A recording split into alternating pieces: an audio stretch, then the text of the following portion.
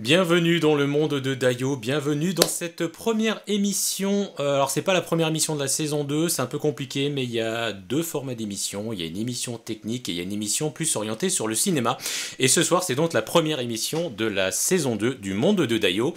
Et je suis très content de vous recevoir, merci en tout cas à ceux qui viennent d'arriver. Et donc je vais juste faire un petit rappel. La saison 1 qui a démarré au mois de mai, nous avons lancé quelques émissions sur la thématique du monde de l'audiovisuel, mais pas que, du cinéma. Vous allez retrouver quelques personnes, quelques chroniqueurs que vous avez eus sur la saison 1, que je vous présenterai juste après. Et puis notre invité, qui n'est autre que Philippe Béranger, que je vous présenterai, qui se présentera tout seul, lui, après. Juste pour petit rappel, il y aura mardi la semaine prochaine une émission Tech Mag. Donc comme je le disais, il y a deux formats d'émission. Il y a une émission qui est sur le cinéma, une autre qui est plus technique en semaine, le mardi, 2 fois par mois. Et la prochaine émission, ce sera mardi prochain et on parlera de VMX et on continuera les tutoriaux pour vous apprendre à réaliser des émissions telles que celle-ci, le monde de Dayo, avec une solution complètement logicielle. Je parle aussi de la chaîne YouTube. Vous avez aussi les replays de l'émission que vous retrouvez sur la chaîne YouTube, et ainsi que les tutoriaux que je fais, puisque c'est ce que j'explique dans certains tutoriaux. J'aime bien partager une partie du savoir-faire que j'ai sur certains logiciels, sur certaines expériences. Je connais pas tout, mais en tout cas ce que je sais, je le partage volontiers avec la communauté qui elle aussi m'apporte des choses que je ne sais pas. Et donc c'est cette interaction-là en tout cas qui est vraiment très appréciable. Ensuite, oui, alors pour ceux qui nous regardent peut-être, qui ont tapé le monde de Dayo, mais qui ne peuvent pas encore parler sur le chat, c'est normal. Il faut que tu crées un compte sur Twitch et que tu te connectes sur le monde de Dayo pour ensuite pouvoir communiquer, parce que le gros intérêt en fait de cette émission et de Twitch, c'est vraiment que mes invités, mes chroniqueurs et moi-même, on puisse discuter en fait avec toi. Voilà. Ensuite, qu'est-ce que j'ai d'autre? Oui, et puis surtout, n'oublie pas de cliquer sur le petit cœur pour follow la chaîne, parce que plus on est nombreux à suivre le monde de Dayo, et plus ça nous encourage à continuer ce qu'on fait. Écoutez, je crois que j'ai fini pour les petits rappels. On va directement passer à la présentation de nos... Alors on va commencer, on va pas commencer par notre invité, tu m'en voudras pas Philippe, on va commencer par représenter les duos de choc. Je vais commencer... Alors attendez, si je mets pas mon casque, ils vont pas m'entendre, il faut que je leur donne aussi la parole, bougez pas.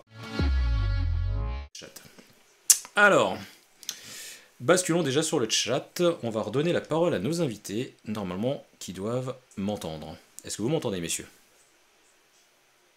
Non. Ah oui, d'accord. Et là, c'est mieux, je pense. Non, mais on t'entend. Ouais, c'est mieux. Si, c'est bon. Alors, le chat, déjà, bonjour le chat, bonjour Laurent Frépa, toujours l'un de nos plus fidèles followers, on va appeler ça comme ça, sur Twitch. Hein. Editor, qu'on ne trahira pas, et Lord Beignet, qu'on ne trahira pas non plus. Donc voilà, en tout cas, merci à ceux qui nous suivent en direct live et d'autres qui vont arriver, je l'espère. Alors, il y a un match de foot ce soir, je suis désolé. Le résultat on le connaît déjà. Alors attends, on va passer sur Grégoire qui va certainement nous envoyer une petite picousse sympathique sur... Salut Grégoire, tu es à l'antenne? Oui, non, je ne commande pas ce genre de sport qui me déplaît fortement, contrairement à certains, comme on peut voir dans l'arrière-plan. Ah ben non, ils l'ont pas encore en... Ah ben non, vous comprendrez juste pas après. encore. Ouais, vous comprendrez, il y a des petites choses, il y a du décor qui a été travaillé par certaines personnes, donc si vous arrivez à reconnaître l'arrière-plan, c'est un peu ça l'histoire. Donc Grégoire, on te présente plus. Grégoire Chevalieno, monteur, chroniqueur à temps partiel sur le monde de Dayo. À temps partiel. Ok. Allez, j'enchaîne avec Thomas. Thomas qui vient d'arriver, juste sauvé par le gong, comme j'aime bien dire. Est-ce que tout va bien, Thomas? Ah bah oui, tout va bien. Bon. Je viens de profiter des transports en commun. Franchement, il n'y a pas mieux pour commencer une soirée, non? Peut-être, demande à Grégoire, il va te dire ça. Non, c'est juste dommage que du coup, comme c'est un match amical, il n'y aura pas de tir au but ce soir, quoi. Ah, ouais. Ah, est-ce que c'est un match amical? C'est te dire combien je suis le sport. Alors attention, alors justement, on va en profiter pour présenter notre premier invité qui lui aime plus le foot, j'ai l'impression, que Grégoire et que Thomas. Donc nous passons sur Monsieur Philippe Béranger. Tu es à l'antenne, mon cher Philippe, et je te remercie d'être parmi nous. Et bon, a priori, alors on trahira pas le décor qui est derrière toi, mais toi, tu aimes le foot et tu aimes particulièrement un club. Oui, l'OM, oui. Et puis aujourd'hui, avec ce qui s'est passé avec Bernard Tapie. Je ne pouvais pas ne pas faire un petit décor. Et j'ai cru que tu allais dire il aime plus le foot que le cinéma. Ah, C'est pas vrai. J'aime aussi ah. le cinéma quand même. Mais est-ce que quand Voilà. t'habites justement à Marseille ou dans tout ce coin-là, t'es pas obligé d'aimer le foot? Écoute, on m'a jamais obligé, on m'a juste montré quand j'étais petit et depuis, voilà, j'ai jamais arrêté, j'ai transmis ça à mes enfants. Non, on n'est pas obligé. Non, non, je D'accord. connais des gens qui n'aiment pas le foot à Marseille. Je trouve ça très étrange. On devrait les enfermer, mais bon, c'est comme ça. Oh putain Ou la les vache. envoyer à Paris. C'est méchant, mais méchant. Mais bon. En tout cas, merci d'être présent parmi nous. Je voulais lancer cette première émission sur la thématique du cinéma et quoi de mieux que d'avoir effectivement un réalisateur français comme toi, Philippe, avec deux experts chroniqueurs à mes côtés comme Grégoire et Thomas. Et on va commencer par parler de toi, en fait, Philippe. Et moi, j'aimerais bien que tu puisses te présenter. Enfin, je vais dire succinctement non, puisqu'on va parler quand même de toi et de ce que tu as fait. Mais déjà, si tu peux nous donner ton parcours et d'où tu viens et c'est quoi ton métier ou tes multiples casquettes, parce que je pense que tu n'es pas que réalisateur. Non, mais typiquement, je pourrais dire de moi que je suis quelqu'un qui a réussi sa vie sans aller au bout de ses rêves, ce qui est intéressant à savoir parce que les gens ont des rêves et ont l'impression de d'échouer parce qu'ils sont pas allés au bout, alors que c'est pas vrai. Je fais un métier formidable. Alors Ouais, mais je rêvais d'être comment on devient Spielberg. réalisateur? Comment tu deviens réalisateur? C'est quoi Alors ta la voie moi c'est un royale? vrai, Ouais. moi c'est un vrai hasard. C'est un vrai Hmm. hasard. D'abord j'aimais le foot et puis j'ai commencé un groupe de rock au lycée. Hmm. Donc je pensais à un moment être rockstar. Et Ouais. puis Et puis, en rentrant des États-Unis où j'ai fait un peu de rock, un de mes anciens batteurs m'a proposé de chanter sur deux chansons sur le film de son père. J'ai dit oui, Ouais. Hmm.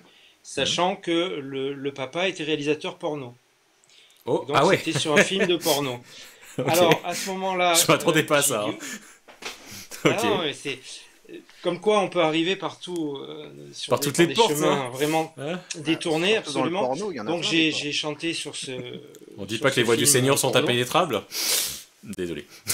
Ouais, non, non, mais et du coup, le réalisateur était plutôt sympa. C'était un mec qui était monté à Paris pour faire du cinoche, qui s'y connaissait, hein, mais qui avait cédé à la facilité, on va dire, Ouais. et qui venait d'acheter une super maison à côté d'Aix-en-Provence, et qui m'a dit, mais moi, j'adorerais faire un film d'horreur chez moi, dans ma maison, à huis clos, et je lui ai dit, écoute, j'écris des chansons, si tu m'apprends à écrire un scénario, écrivons-le ensemble. Et on a écrit un scénario ensemble.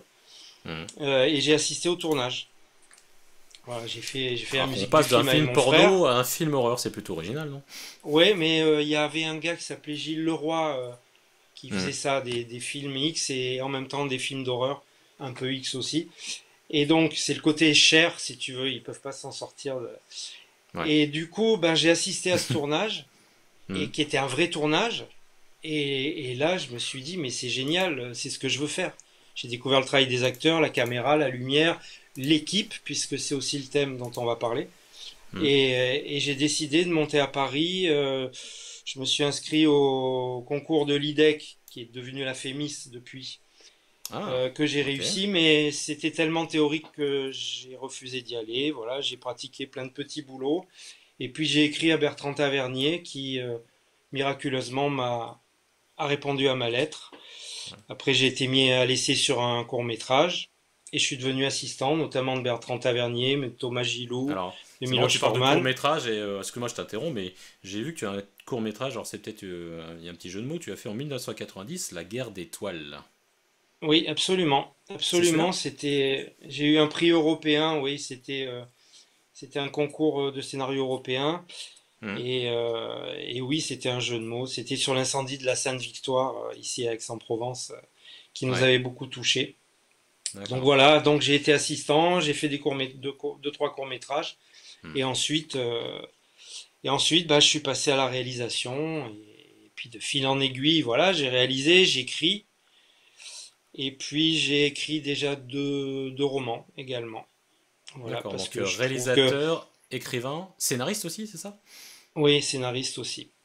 Ouais, Voilà. Mais bon, d'accord. j'aime bien raconter des histoires et puis justement, écrire, c'est un exercice plutôt solitaire et il y a des fois j'ai besoin de lettres et puis il y a un moment les plateaux me manquent trop et là je retourne et je Ouais. retrouve une équipe.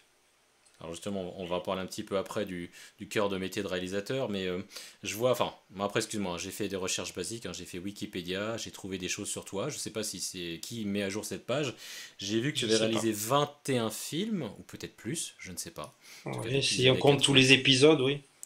Ouais, c'est ça, donc qu'est-ce que... Parce que tu as fait quelques longs métrages aussi? Oui, Méditerranée, un film maudit ou culte, ou ça dépend comment on le prend, avec Vincent Cassel, Monica Bellucci, Richard Bohringer. Alors Et pourquoi puis j'ai Maudit, si tu peux enchaîné nous en aussi parler deux avec. secondes, enfin si tu as envie d'en parler, hein, mais...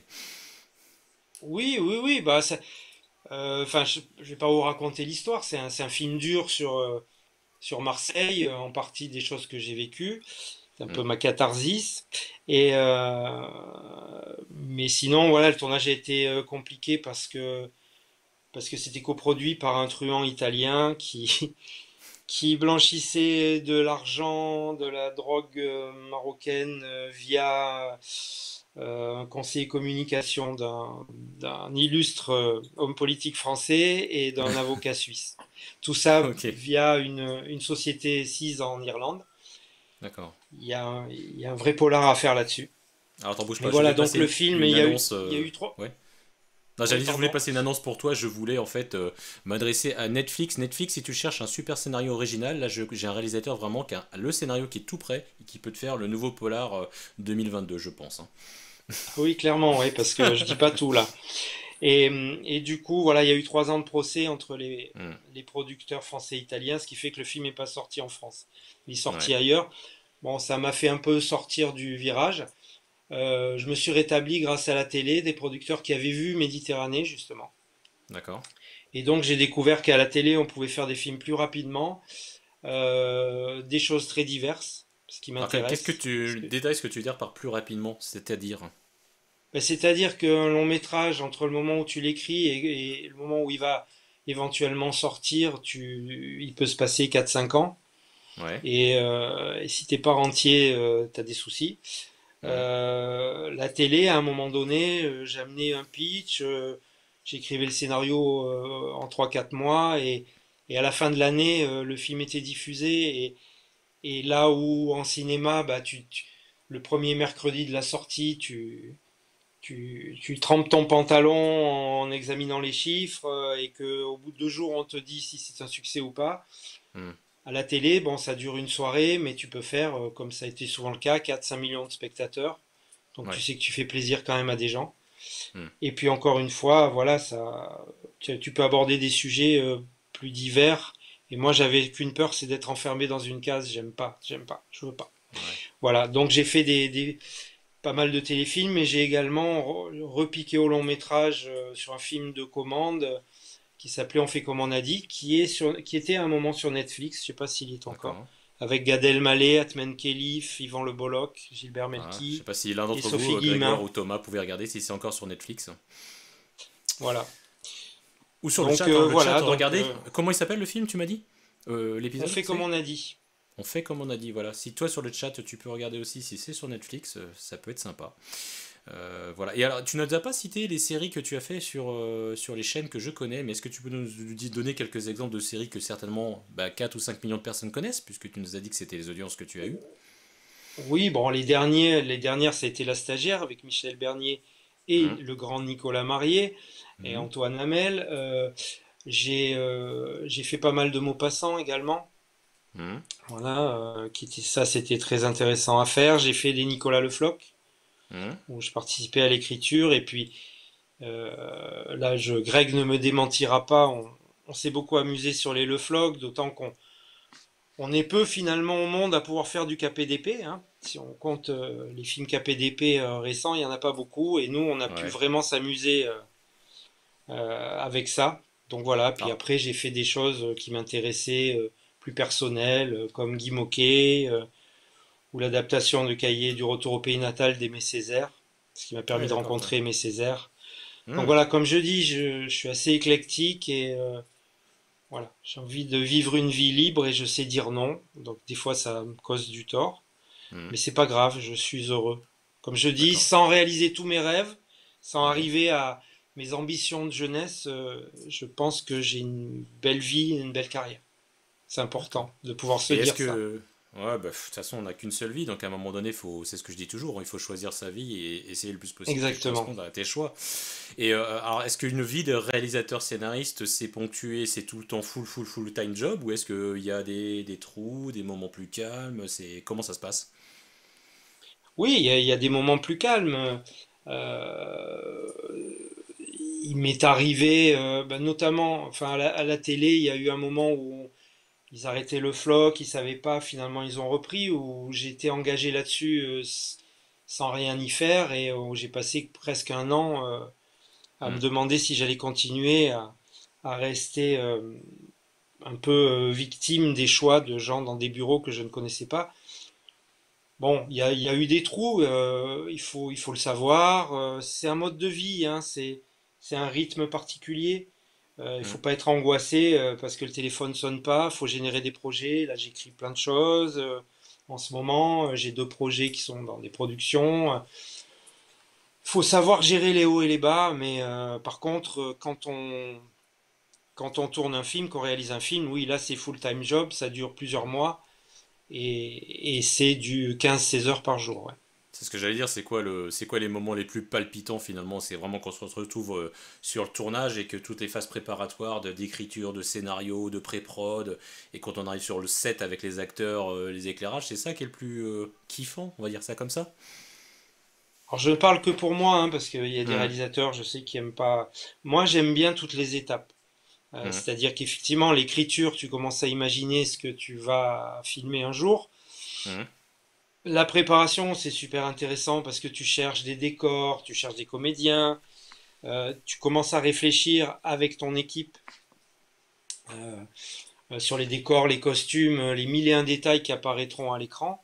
Et Hmm. ça, c'est très très intéressant. Et il n'y a pas encore cette pression du temps. Ensuite, il y a la pure adrénaline du tournage.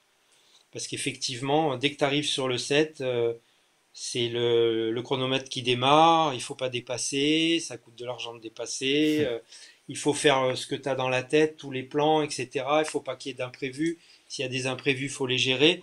Donc là, on est un peu à la guerre, on est un peu sur le Hmm. terrain, c'est hyper excitant. Moi, j'adore ça Et ouais. et de gérer toute une équipe comme ça, c'est formidable. Et puis après, au bout d'un moment, ça devient quand même, on est content d'arrêter, même Hmm. si ça fait un vide d'un coup le lendemain. Et après, alors c'est la cerise sur le gâteau, je me retrouve en salle de Hmm. montage et avec Greg Ah, notamment. ah, Grégoire, Et oh là, et punaise. là, euh, et là, Hmm. c'est que du bonheur parce que j'ai plus la pression du temps. Les comédiens font exactement ce qu'on leur demande de faire, forcément. Quoi? Dans le Et, montage, et- forcément, oui. oui, voilà. Donc on est Hmm. tranquille. Et Hmm. puis bon, après, il y a évidemment la pression de montrer au producteur ce qu'on a fait et d'être soumis au feu des critiques avant même que le film soit diffusé. Donc ça, c'est. Mais bon, c'est une autre Alors, partie. ouais. Mais si tu J'ai- veux, de Hmm. par mon expérience, à la fois, j'ai travaillé avec des réalisateurs qui avaient vraiment une liberté, comme Forman ou Tavernier. Moi, j'ai eu une certaine liberté, notamment sur Méditerranée. Hmm. Et même on fait comme on a dit. Et à la télé, j'ai eu plus ou moins de liberté. Donc, je suis un peu passé par toutes les cases. Hmm. Ok, donc une expérience finalement, en tout cas dans le cercle du réalisateur français. T'as même fait du documentaire, si je dis pas de bêtises. Tu m'en as parlé, je crois. Oui, aussi. Ouais. Oui, Et oui, c'est quoi, oui, c'est ça encore un autre m'intéresse. exercice de réaliser un documentaire? C'est pas du tout la même démarche? C'est comment ça se passe, si tu peux nous dire quelques mots sur ça? Bah, le documentaire que j'ai fait, alors j'ai fait un docu-fiction, hein, donc là Hmm. je partais de la fiction et après on interrogeait des gens. On va dire que c'était plus simple. Le pur documentaire que j'ai fait, c'était sur un monsieur qui a traversé le XXe siècle de manière incroyable, qui s'appelait André Gillois, qui est mort à 102 ans. Hmm. Et, la chose excitante, c'était d'avoir gagné, de gagner sa confiance pour qu'il s'ouvre. Mhm. Et là, bah, en mise en scène, c'était quand même très simple, c'était de l'interroger et de lui faire sentir qu'il était même plus filmé, et qu'il pouvait tout dire. Et ensuite, la deuxième chose, c'était le montage, parce que je me suis aperçu en montage de documentaire que avec les mêmes paroles d'une même personne, on peut faire des films différents. On peut, André, j'aurais pu le faire passer pour un punk fou alors qu'il avait Mhm. 98 ans, Mhm. ou comme un vieux réac. Alors on va en parler Et tout à l'heure de selon la ça, façon justement dont, de... Ouais. On va en ouais, c'est parler un la petit peu façon tout à dont l'heure on parce que c'est un agence. peu... C'est ça, ouais. Le thème de l'émission aussi, c'est de parler... Alors on citera des films plus récents qui sont passés au cinéma, mais tu pointes le doigt sur ceux que je voulais évoquer. C'est pour ça aussi que Grégoire aussi est là ce soir, parce que comme tu l'as souligné, vous faites un couple réel monteur sur lequel vous avez travaillé sur plusieurs prods ensemble. Et Grégoire, si tu peux nous donner quelques mots justement sur toi, justement, ce couple réel monteur, et ce que toi tu apportes entre guillemets au réel et vice-versa. Alors, au Real, je lui ai déjà rapporté du riz au lait. Fait maison. Ok. Ok. Non, c'est comme je dis toujours, c'est un chef d'orchestre. Pour moi, un réal, moi j'aime travailler avec des réals qui, dans un premier temps, ont du talent, évidemment, mais la Hmm. deuxième vraie qualification que j'aime chez un réalisateur, c'est savoir s'entourer. Savoir s'entourer pour déléguer tout ce que lui ne peut pas faire ou ne veut pas faire, Hmm. mais qui, voilà, que ce soit évidemment dans le montage que je connais particulièrement, mais aussi dans le son, dans la musique, dans le cadrage, vont lui apporter sa vision, sublimée, avec quelques petites idées en plus, etc., mais vont aller dans son sens sans qu'on ait même au bout d'un moment besoin de se parler. On sait ce qu'il aime, avec Philippe on s'amuse beaucoup, Hmm. moi je monte des choses comme ça serait monté à la télé, parce que généralement Philippe finit son tournage, moi j'ai déjà commencé le montage et il arrive, Hmm. il y a un épisode qui est prêt. Hmm. Donc nous on va avoir une semaine, 2 semaines pour peaufiner cet épisode. Mais je vais monter par exemple une séquence où il m'a fait, mettons, 4 caméras, mais il y a un plan séquence dans ces 4 caméras. Hmm. Et je sais qu'il a fait ce plan séquence parce qu'il adore les plans séquences, parce que c'est vraiment quelqu'un qui... C'est vraiment un metteur en scène au sens Ouais. théâtral. Ah, mais le plan C'est-à-dire qu'il... séquence, on en avait parlé avec Thomas, c'est vrai que c'est un art. La plan séquence, c'est le Graal D'une du part, c'est tournage, hein. un art, c'est plus Hmm. long, c'est plus cher, c'est Hmm. plus... Si c'est pas bien préparé, tu te gaufres, ça te prend une journée pour faire Hmm. un truc de 2 minutes, alors que quand c'est Hmm. bien préparé, tu peux le faire en une demi-heure. Hmm. Faut aussi avoir les bons acteurs qui s'y prêtent, tout le monde doit être en place. C'est pour ça que je dis que Philippe est un metteur en scène au sens plus théâtral que cinéma pour ces plans-là, puisque Philippe, lui, il va vraiment me gérer l'espace, le déplacement des comédiens, le déplacement de la caméra autour, etc. Donc pour un monteur, c'est le truc le Oui. moins passionnant à Qui- monter. Ouais. Oui, le Mais plan en même séquence, temps, c'est moi, bien, c'est oui. ce que je trouve le plus beau, quoi, quand c'est Ouais. réussi, que les caméras. Philippe, il me fait des trucs, des fois, à 3 comédiens, avec 2 caméras qui sont des caméras épaules ou des caméras des steads, Hmm. et il s'amuse à faire le tour des comédiens. Alors c'est vachement dur à faire parce qu'il faut jamais que les caméras soient l'une sur l'autre. Hmm. Donc parce que sinon forcément on voit la caméra dans le champ, donc ça c'est pas terrible. Hmm. Mais il s'amuse à tourner autour des comédiens. Les 2 cadreurs sont vraiment très au point. Il y a quelques répètes. Philippe il se lève à 5 heures du mat, il trace ses traits pour savoir comment il fait sa pièce, etc. On passe d'une pièce à l'autre. Enfin bref, c'est assez, Hmm. assez technique. C'est vraiment une chorégraphie. Et en même temps, ce qui me fait, qui moi me surprend toujours et que j'adore, c'est au bout d'un moment, par exemple, il y a la caméra A qui va être sur le comédien A et la caméra B sur le comédien B, et il va tourner. Et au bout d'un moment, les 2 caméras s'échangent. Et ça crée quelque chose de vraiment super intéressant. C'est-à-dire que j'ai 2 plans séquences, donc forcément, je vais être obligé de les monter et de les cutter pour que Hmm. les deux soient à l'écran. Mais il y a vraiment des choses, et il sait que j'aime ça, donc il me dit souvent avec ses techniciens, il dit ah, allez, on fait un plan pour Greg, ça va le faire marrer. Alors la question, tiens, justement, Oui, c'est Et donc est-ce voilà, que Philippe...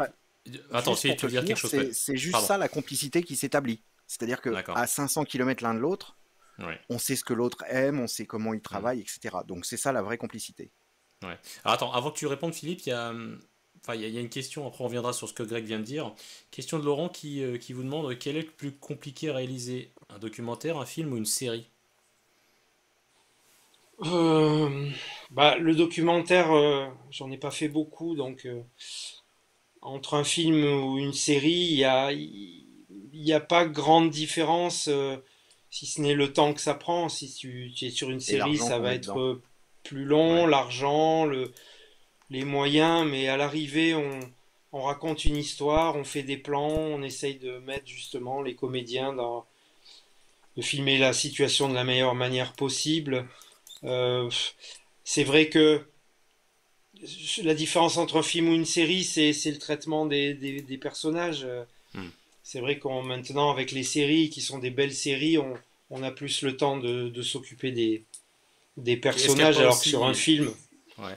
Est-ce qu'il n'y a pas aussi un Mais, renouveau de la série avec des Amazon, Netflix, Apple qui mettent des ah moyens oui, considérables aujourd'hui? On a des budgets dignes d'un film, d'un long métrage aujourd'hui avec les séries quand même, non?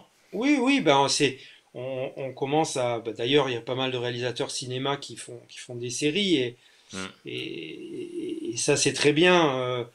Ça a rehaussé. Enfin, on est sorti quand même sans être méchant, de Louis la Brocante. Tu vois, il y a un moment avec Ça y est, Netflix ça et balance. Amazon, la production française s'est quand même dit, ça serait bien d'essayer de filmer autrement Hmm. que très Mais, plan-plan. Donc oui, il y a une vraie qualité dans les Hmm. séries de plus en plus. Ouais. mais Ça, c'est un d'ailleurs, il y a truc qu'on une pourra pas. qualité aussi Ouais. parce que le cinéma, lui, a baissé de qualité, est devenu plus frileux.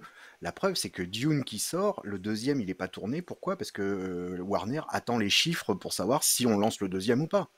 Ouais, Ça c'est un n'était truc de pas le fou cas ça. dans les années 80, 90, etc. Hmm. Donc aujourd'hui, en Ouais. fait, finalement, la créativité, elle est presque plus grande à la télé via des HBO, via des Netflix, via Ah oui, des oui. Canal+. Hmm.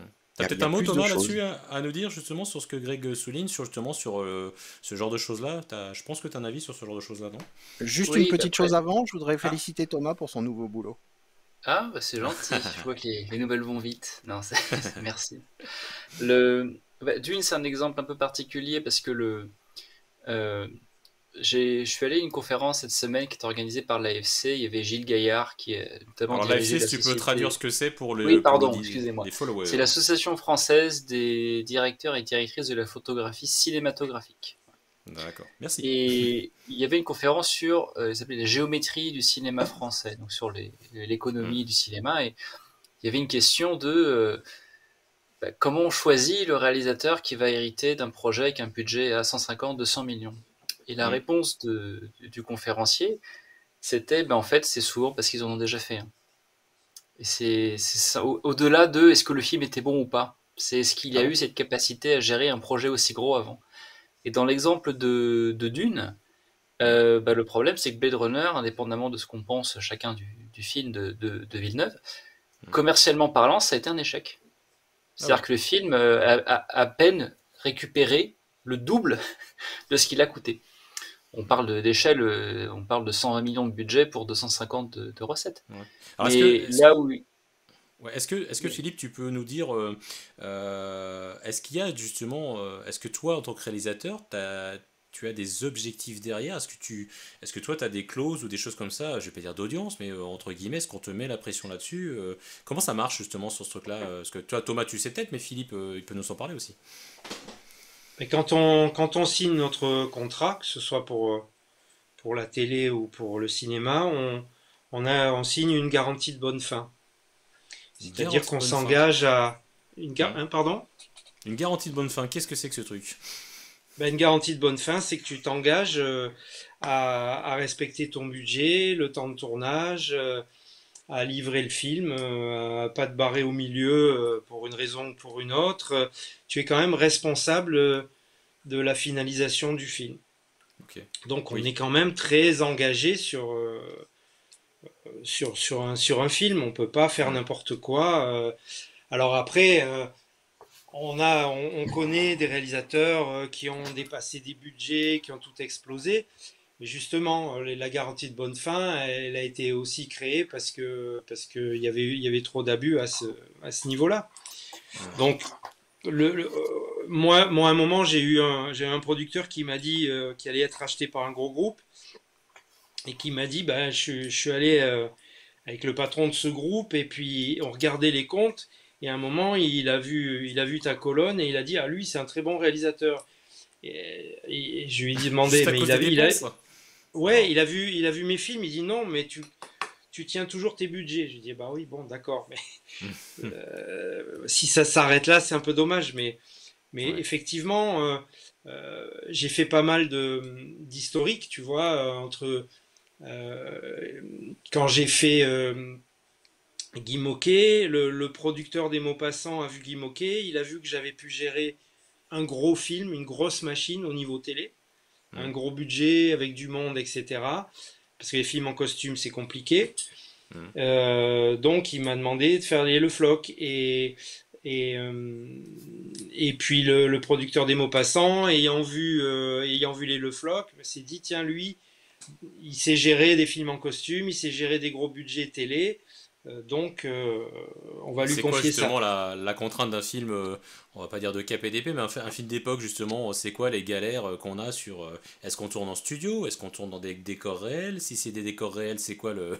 comment on fait pour adapter ça au XVIIe siècle? Je sais pas Bah, si t'as disons une ou que deux anecdotes croustillantes, parce que je suis sûr qu'il y en a forcément sur ce genre de choses-là. oui, bah, disons que déjà, par exemple sur Le Floc, on tournait dans beaucoup de châteaux. Hmm.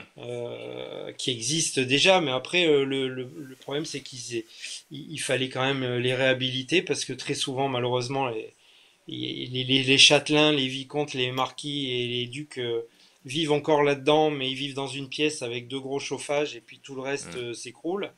Et Hmm. nous on doit refaire un château potable. Ah, c'est le bon Le- plan ça, si t'as un château, tu peux directement dire, ah bah tiens, attends, je crois que je vais investir demain dans un château, puis je vais t'appeler sur le prochain KPDP, comme ça va partir. Non, Absolument, mais ouais. bon, on rigole, mais bon, après, non, Et mais. Ouais, vas-y. non, après j'ai eu la chance de tourner dans la Galerie des Glaces à Versailles. Tu vois, quand j'ai repris la série Le Floc, on m'a dit bah tiens on Hmm. va t'amener sur le décor de Versailles. On m'a amené au château de Chantilly. On m'a montré une galerie qui était ni faite ni à faire. Euh, j'ai dit mais Ah, pourquoi vous Chantilly, tournez pourtant, pas? c'est pas vilain, Chantilly, quand même, hein. Ils ont des Oui, choses, mais ils c'est ont. pas vilain, mais c'était pas la Galerie des Glaces, c'est pas Versailles. Ouais, d'accord. Et là, moi, j'ai dit, écoutez, appelez Versailles. Mais non, c'est trop cher. Je dis, bah, appelez-les. Et on les a appelés. Ils étaient tellement contents qu'enfin, on leur demande de venir tourner le floc dont ils étaient fans. Ils vendaient même les DVD à la boutique. Donc, on a été accueillis à Versailles. Ouais. Et puis, j'ai pu avoir tourné dans la Galerie des Glaces avec 100 figurants, une grue, Ah etc. Et oui, c'était ah génial. oui. Ouais, donc ça, c'est des grands Mais moments, ouais. ah oui, mais la Hmm. difficulté d'un film d'époque, c'est que tout prend plus de temps. Quand tu as une voiture, tu fais une deuxième prise, tu recules la voiture, tu la remets en place. Un Hmm. carrosse, il lui faut un quart d'heure pour aller tourner à l'autre bout du quartier, revenir se placer en faisant le tour du quartier. Euh, le cheval est peut-être pas d'accord. Les costumes, maquillage, perruque, là où tu changes une chemise ou un t-shirt dans un film contemporain, Hmm. bah, tu vas passer une demi-heure, trois quarts d'heure que tu n'auras pas pour tourner effectivement. Hmm. Donc tu fais ton planning autrement. Tu as le même nombre de jours de tournage, Hmm. mais tu as énormément de temps en plus au maquillage, aux effets spéciaux, etc. Donc il y a Hmm. plein de choses qui sont très lourdes et qu'il faut savoir gérer en amont, quoi. Ok. Pour qu'on finisse la partie de cette discussion sur ton rôle, et après on parlera avec toi, avec Grégoire et Thomas, on va parler un petit peu de Dune, de Camelot, mais pas seulement, mais c'est pour illustrer effectivement un sujet qui m'intéresse sur cette émission, à savoir est-ce qu'un bon réal fait un bon monteur, est-ce qu'il fait un bon cadreur, est-ce qu'il fait un bon chef-op, enfin on en parlera après. Est-ce que tu peux par contre nous raconter, entre guillemets, c'est quoi le rôle central du réal? Il travaille pour qui le réal? Il travaille pour les acteurs, pour la production, pour les films, c'est quoi son but, c'est quoi son rôle, il est garant de quoi le réal? C'est quoi son objectif premier? Bah, il travaille pour le film. Euh, sur un film, à part le producteur et le réalisateur, il y a peu de gens qui sont présents sur toutes les étapes, Hmm. euh, puisque les gens qui sont au tournage ne seront pas à la post-production, les Hmm. gens qui sont à la post-production n'étaient pas au tournage. Donc l'attelage producteur-réalisateur est important parce que c'est les seuls qui sont au démarrage du film et qui sont à l'arrivée. Ok. Et la Ça, c'est la relation première chose. entre le réal et les acteurs? Dis-nous en plus un petit peu. Et C'est facile à alors cadrer un acteur ou... Oui, bah plus ou moins, hein, il y a toujours, c'est comme chez les êtres humains, il y a de tout. Mais disons que voilà, après il faut savoir Ouais. Et Grégoire, t'as vu, il veut pas les balancer, hein. Moi, je gérer. voudrais avoir des petites anecdotes sur tel ou Ah tel mais je veux acteur, pas mais vous il couper, veut non mais pas alors, lâcher. déjà tu parlais Non, non, mais d'anecdotes sur les Lofloc, il y a des choses dont Philippe ne te parle pas, c'est que d'abord c'était tourné essentiellement en décor réel, donc que ce Ouais. soit les châteaux mais aussi les extérieurs, même Mhm. les villes, et ce qu'il te raconte pas, c'est comment il a dégueulassé les villes.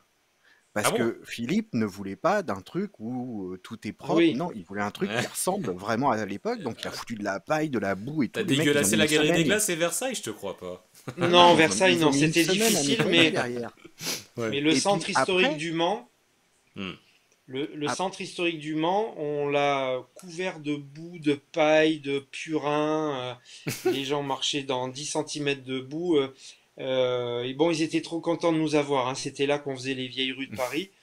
Hmm. Mais Au Mans. après mon Ok. tournage, le maire est venu dire quand même, les services techniques ont mis 15 jours pour nettoyer, quoi. Ils frottaient à la brosse entre les pavés. Parce que j'avais vraiment voulu recréer une rue comme à l'époque, Hmm. alors que les précédents épisodes étaient un peu propres, à mon sens. Quand j'ai Hmm. repris, j'ai dit non, moi je veux. Donc on a vraiment dégueulassé. Mais voilà, bah Ah ben attends, sinon non, le réalisateur. est-ce que c'est un caprice de réal et est-ce que au final ça a apporté vraiment quelque chose à l'épisode que t'as fait ou au Moi je final ça a crois, pas oui. changé grand-chose? Ouais? Il a Moi fait je que des crois, plans moi quand serrés. je regarde. Que des plans serrés sur les visages. ouais. Non, mais Non, je mais vais moi même je crois rajouter qu'un un truc. Je vais même Vas-y un Greg. film rajouter un c'est des truc, c'est que détails.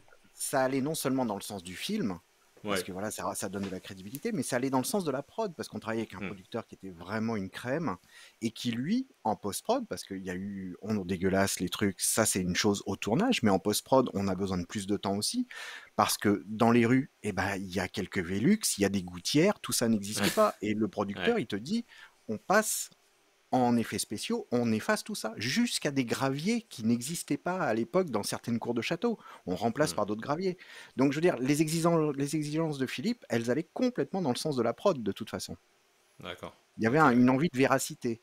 Alors est-ce que c'est pas aussi un économie, enfin qu'est-ce qui coûte le plus cher de dégager la rue du Mans ou de passer plus de temps en post-prod pour faire des trucages au final?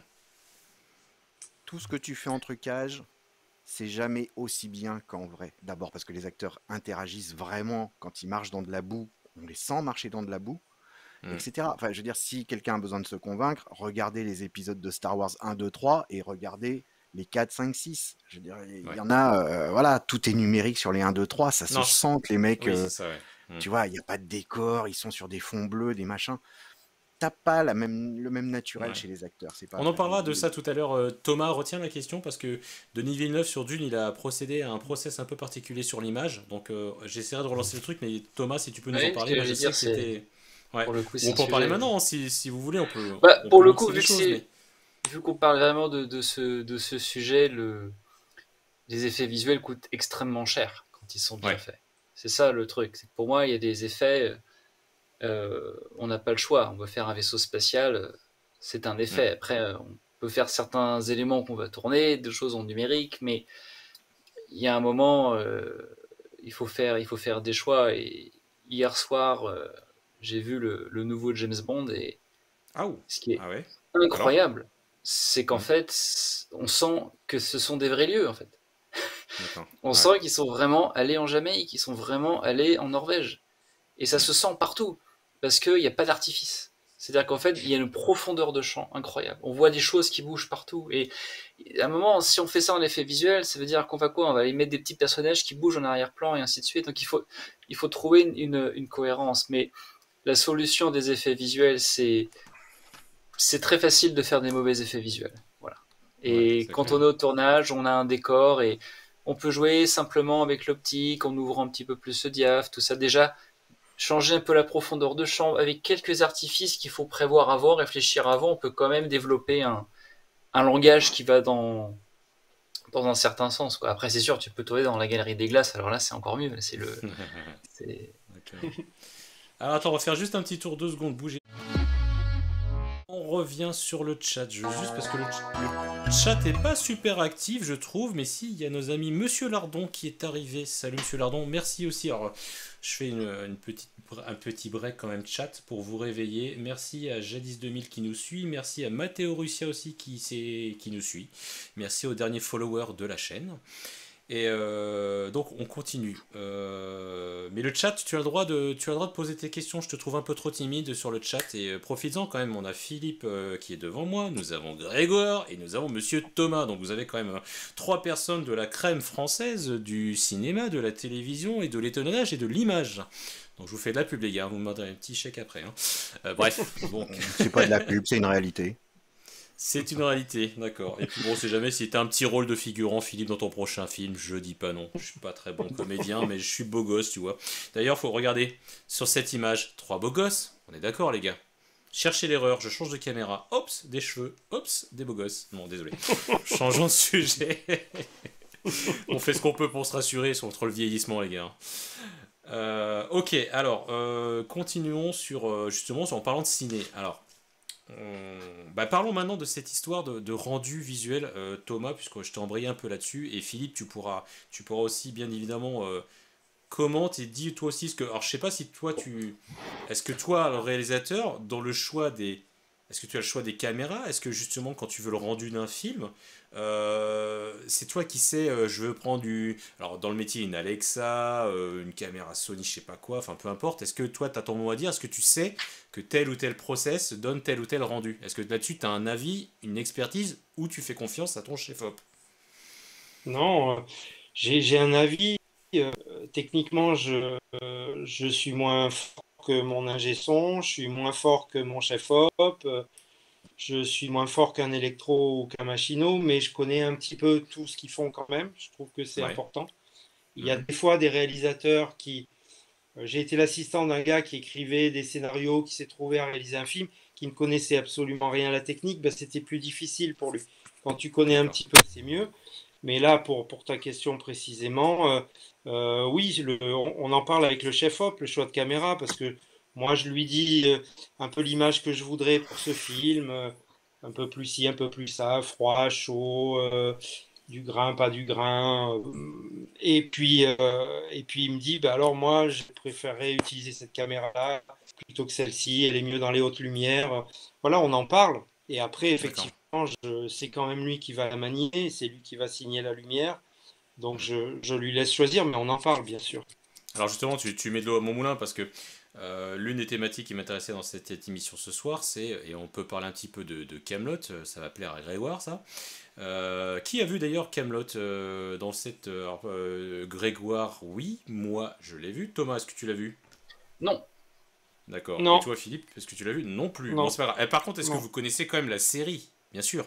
Oui, D'accord. oui, oui. oui, Thomas, quand tu connais même. la Oui, série. oui. Ok, Oui. très bien. Alors tiens, justement, première question, est-ce que une bonne série peut faire un bon film à votre avis? Ah, qui se lance, qui Hmm, ose? Ce qui est non, pas marrant, c'est que je vois plutôt forcément. l'inverse, moi. En ce moment, je vois l'inverse, j'ai l'impression qu'on fait des séries à partir de films. Ouais. Oui, c'est plutôt dans l'autre sens, ouais. Ouais. En ce moment. Mais je dirais Non, que c'était peut-être. ça a Ouais, toujours c'est été. peut-être des exemples comme les Simpsons, ils en avaient fait un film ou. Oui, c'est vrai que c'était quelque chose d'avant, les séries télé qui devenaient un. Enfin, tu vois, on en revient, je pense, à un truc que tu parlais tout à l'heure quand on parlait de la frilosité au cinéma, de tout ça.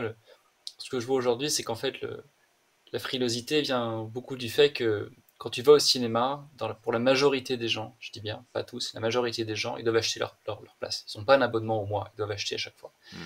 Donc, Hmm. il faut les convaincre Hmm. que ils vont aller payer pour aller voir quelque chose. Et si ça leur plaît pas, bah c'est comme ça. Alors qu'à côté, tu peux prendre un abonnement mensuel, donc tu fais ce choix, qui ensuite reconduit automatiquement. Et en gros, tu peux lancer un film, peu importe quoi, ça te plaît pas, t'arrêtes, tu fais autre chose. En fait, il n'y a plus d'engagement. Donc aujourd'hui, il faut trouver Ouais. un moyen de faire en sorte que les gens viennent plus voir certains films. Et ça enlève de la frilosité parce que du Ouais, mais coup, on attends, se t'as eu retrouve aussi, avec. je vais faire le contradicteur, t'as eu quand même les cartes d'abonnement cinéma illimité où globalement il fut une période où les gens consommaient du cinéma sans vraiment savoir ce qu'ils allaient voir et un peu sur le même principe que la télé en abonnement illimité. Ça Oui, mais existait, ça c'est existe toujours surtout de d'ailleurs. ce que je vois, c'est surtout les gens qui sont Hmm. à Paris en fait. C'est-à-dire qu'il y a plein de gens en dehors, ils ont jamais vu ces cartes-là. Aux Ouais. États-Unis, j'ai jamais vu un modèle d'abonnement comme ça. C'était un truc vraiment très français. Là, je parle plus du fait que même si tu as l'abonnement au cinéma, il faut quand même y aller. Tu Mhm. vois, c'est pas comme juste se mettre dans Mhm. le métro à regarder un truc, quoi. Donc pour moi, c'est plus ça dont le cinéma souffre un peu aujourd'hui, c'est que c'est tellement dur de lancer un projet, de se dire qu'il va falloir qu'il sorte au bon moment, où il y aura les salles de dispo, le public, si on fait pas un bon premier mercredi, on part. Et tout ça, je pense, ça joue sur la frilosité, quoi. Ça, c'est sûr. Ouais, d'accord. Philippe, tu partages ton point de vue? Complètement, Ouais. absolument. Hmm. Donc, alors, quand tu dis frilosité, c'est quoi? Parce qu'en plus, on n'est pas un petit peu dans une crise aussi avec le cinéma en ce moment, parce que il y a un gros problème en ce moment avec le Covid qui s'est passé. Il me semble qu'il y a un catalogue monstrueux en attente de diffusion. Et est-ce qu'aussi les audiences, est-ce que les salles de cinéma sont remplies? Bon, monstrueux, monstrueux, il est monstrueux sur des blockbusters. Ouais. Quelques films d'auteur, parce qu'on a encore cette façon de procéder en France, mais Hmm. très honnêtement, entre Netflix, enfin toutes les plateformes, Disney+, Hmm. etc., qui sont apparues, et le piratage, c'est pas le Covid qui a commencé à vider les salles, hein. Ouais. Franchement, Ouais. ça se vidait déjà pas mal avant, ce qui explique pourquoi on ne fait plus que des trucs où on est sûr d'être rentable, ou du moins on essaye d'être sûr, parce qu'il y a quand même quelques accidents. Hmm. Typiquement, là, le dernier, c'était... non, non, mais je veux dire, des Ouais. accidents économiques, pas des Oui. accidents, pas des mauvais Bah, films. Des mauvais films, il y en a toujours eu, il y en aura Besson a toujours. eu un accident avec son film, justement, où il a mis, je Bah, crois, beaucoup Besson, il a d'argent. passé une série de 10 bonnes années d'accidents, hein, où il était Oui, entre je veux dire, moins c'est pas nouveau, Besson, 90 et quand même. moins 110 millions tous les ans. Ouais. Non, non, je te Hmm. parle d'accidents, par exemple, Black Widow, tout le monde Ouais. pensait que ça allait cartonner, et finalement, c'est pas le truc attendu. Ouais. Mais Hmm. mais il y a quand même, on n'est plus dans les années 80, enfin, 70, 80, 90, qui était vraiment l'âge d'or du cinéma et d'auteurs et de bonnes surprises, etc. Hmm. Il y avait des merdes hein, aussi, on est d'accord, hein, notamment en France, on en a produit quelques-unes. Hmm. Mais voilà, tu sortais au cinéma, bah, il n'y avait pas d'autre choix que d'aller au cinéma ou d'attendre 3 4 ans pour voir ça sur un écran au maximum de 70 cm 4 tiers.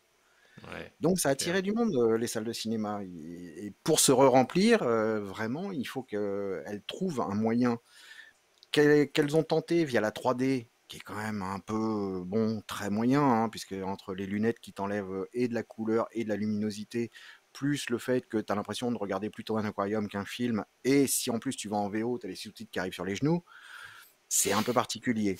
Donc la 3D marche pas vraiment, elle attire pas autant de monde que ce qui était prévu. En D'accord. revanche, il y a quelques salles qui commencent vraiment à faire des choses beaucoup plus intéressantes, du style bah, Pathé. Moi, je vais assez régulièrement dans une salle qui s'appelle Dolby Cinema, Hmm. où là, tu as des très gros sièges, le noir est beaucoup plus noir qu'à l'habitude, il y a un son de folie.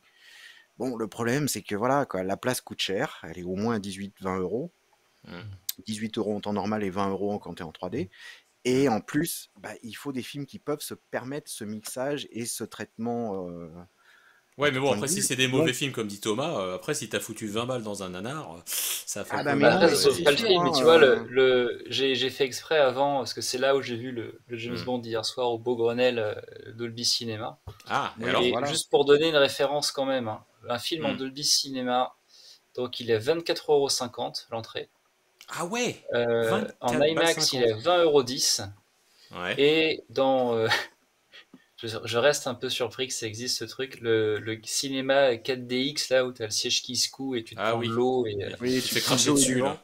22,50 C'est ça, ouais. €. 22,50 €, Euh, putain. Et attends, c'est quoi? Je sais pas si vous avez connu, mais moi, quand j'étais plus jeune, ça m'est arrivé, j'avais même des cheveux, figurez-vous. Je me rappelle que quand t'allais dans les pays étrangers, genre l'Angleterre et tout, le prix du cinéma coûtait une fortune, à peu près dans ces tarifs-là. Et nous, en France, on avait qu'effectivement, c'était pas cher. J'ai l'impression qu'ils se sont bien rattrapés quand même là-dessus, non? Philippe, qu'est-ce que t'en penses là-dessus, toi, sur le prix du cinéma? Est-ce que c'est pas délirant? Ou est-ce que c'est normal pour maintenir une industrie? Je sais pas. Est-ce que c'est légitime ce tarif? 24,50 € Dolby, quoi. Bah, c'est Oui. cher, c'est cher. Si tu veux y aller en famille, c'est compliqué. Hmm, Donc, il faut hmm, vraiment être sûr de ce qu'on va voir. Donc, on en revient à ce que disait Thomas tout à l'heure. hmm. Il vaut mieux prendre un abonnement à l'année et voir les films comme on veut, quand on veut, plutôt que d'aller dépenser 25 balles où on n'est pas sûr d'être content. Ouais. Après, je suis pas assez bien placé pour te dire si c'est pour ça qu'ils rentrent dans leurs sous. Moi, je pense que effectivement, plus il y a de gens, mieux, plus ils gagnent. Donc peut-être que si baisser un peu les prix, Ouais, mais là, tu payes aussi l'infrastructure parce que tu vois, moi, je sais pas si vous Mais avez oui. près de chez vous des petits cinémas de quartier. Moi, il y a une ville qui s'appelle Lagny-sur-Marne, un petit cinéma de quartier. Quand j'y vais, les adultes, c'est 7,50 €. Ça va. Je veux dire, bon, ok, c'est pas Dolby Vision, machin, ceci, cela, mais ça reste quand même une projection numérique, des super sièges. Donc, Mm. je sais pas, Thomas, tu trouves pas que c'est un peu délirant, 24,50 € même pour une salle Dolby? Ah non, mais j'ai pas dit que c'était bien. Ah bon, d'accord, ok, tu m'as dit, bah Non, oui. non, juste dit que c'était le. Non, mais il y a une chose qui se passe aujourd'hui quand même, c'est qu'aujourd'hui, c'est pas si cher que ça de s'acheter un très bon téléviseur chez soi et regarder la 4K dessus, quoi. Enfin, je veux dire, c'est ça qui a quand Ouais. même changé la donne. Enfin, c'est qu'on Hmm, arrive à un stade aujourd'hui où il y a hmm, ça. Moi, c'est vrai que personnellement, alors, c'est vraiment de l'image au quotidien. Je vais très rarement au cinéma parce que à chaque fois, t'as quelqu'un à côté de toi qui fait du bruit. À chaque fois, hier pendant le film, c'était pareil. Un gars, il a fallu lui demander d'arrêter d'utiliser son téléphone portable à côté de toi, quoi. C'est hmm, quand même incroyable de se dire que ces gens qui ont dépensé cet argent, ils vont voir mais le, mais d'une façon plus générale, je pense que c'est les hmm, intérêts économiques qui sont un petit peu différents parce que Dolby ne cherche pas à faire de l'argent sur leur salle. Eux, ce hmm, qu'ils veulent, c'est montrer aux gens cette image de marque pour que derrière, quand ils vont aller acheter leur téléviseur, ils vont acheter le téléviseur avec le petit logo Dolby hmm, Vision. Quand ils hmm. vont acheter leur ampli chez eux, ils vont prendre Dolby Atmos maison. C'est pas les mêmes intérêts. IMAX, par contre, eux, ils vendent leur marque. Hmm. C'est-à-dire qu'ils veulent vraiment le plus possible, parce que enfin, IMAX, c'est leur cœur de métier. Hmm. Je veux dire, Bah, le c'est cœur de métier de Denis Dolby, Villeneuve sur Dune, il a travaillé en IMAX, si je dis pas de bêtises. En tout cas, Voilà, moi c'est vrai que j'ai. Ouais. l'IMAX, c'est un truc très intéressant, parce qu'à la base, c'était donc vraiment de la pellicule 70 mm qui Hmm. était pivotée à 90 degrés. Donc ça Ouais. permettait d'avoir une image. En gros, la surface exposée de la pellicule était 9 fois plus grande que celle d'une pellicule normale. Et Hmm. tu le projetais sur des écrans qui avaient un ratio équivalent d'environ 1,5. Hmm. Et c'était surtout en fait pour des projets plus documentaires tellement ça coûtait cher. Et Hmm. il y a une quinzaine d'années, ils ont commencé à vouloir avoir plus de ça, donc ils ont mis en place des projections numériques d'une Hmm. qualité douteuse et ils ont commencé à diluer, à mon sens, énormément la marque en fait. Il y a même une chose qui aux États-Unis, il y a une blague qui dit que c'est pas IMAX, c'est l'IMAX pour avec le côté mensonge. Parce qu'en Ouais. fait, ils sont Ouais. passés, ils ont combiné deux projecteurs Hmm. pour donner une impression de netteté, mais en résolution 2K, donc qui est vraiment une résolution légèrement supérieure à un téléviseur Ouais. HD. Je vois le Et genre. année après année, ils ont commencé à augmenter, mais l'IMAX, moi j'ai eu la chance de voir Interstellar il y a Hmm. 6 Interstellar. ans Tu l'as vu, Philippe, maintenant, Interstellar? Oui. Oui. Hmm. en IMAX 70 mm, c'est extraordinaire, quoi. Ouais. C'est- Alors moi j'ai vu. T'as l'impression que t'as une image qui vit, il y a quelque chose Hmm. d'autre. Et quelques Hmm. semaines après, j'ai vu le Hobbit, je sais plus lequel, projeté en IMAX numérique avec des lunettes 3D, tu voyais rien à l'image, tellement c'était Ouais. devenu Alors ça, je sombre. crois que Grégoire a un avis le 3D, justement, la perte de. Comment dire ça? Tu- Ah bah, c'est une perte de luminosité, t'enlèves 2 C'est diaphes en ça. gros. Voilà, Alors de pour diaph. ceux qui savent pas, Voilà, c'est ceux qui comme si connaissent tu pas diminuais expliquent. Ouais. deux fois de suite ta lumière de plus de 50% à chaque fois. Ouais. Donc il y a un moment, tu vois plus. Et c'est dommage Hmm. pour des gens qui ont vraiment travaillé l'image et tout, baisser la lumière autant du fait des lunettes, hein, puisque ça alterne œil droit, œil gauche, donc Hmm. il y a ça, et puis ça mange pas mal de couleurs aussi, c'est-à-dire que bah, tout n'est plus aussi éclatant que ça devrait l'être, c'est plus aussi subtil, non, la 3D, moi Hmm. je suis vraiment pas fan, quoi. Ouais. Tiens, il y a Et M. pour Lardon de... qui dit sur le chat que ça, il y a une perte de contraste aussi avec Oui, oui, justement. oui, bon, il y a une perte de Ouais. pas mal de choses, et de Ouais, c'est pognon clair. d'ailleurs avec les lunettes. Ouais. Bah, en fait, comme du coup tu baisses ta luminosité et que Hmm. les noirs restent au même niveau, du coup tu perds en contraste. Aujourd'hui, il y a quand même pas mal de choses qui ont été corrigées parce que tu vois par exemple le Dolby Cinema, en fait, c'est la salle de Beaugrenelle, il y a deux projecteurs. Hmm. Il y en a un qui est utilisé pour une projection 2D et quand ils font la 3D, il y a deux projecteurs.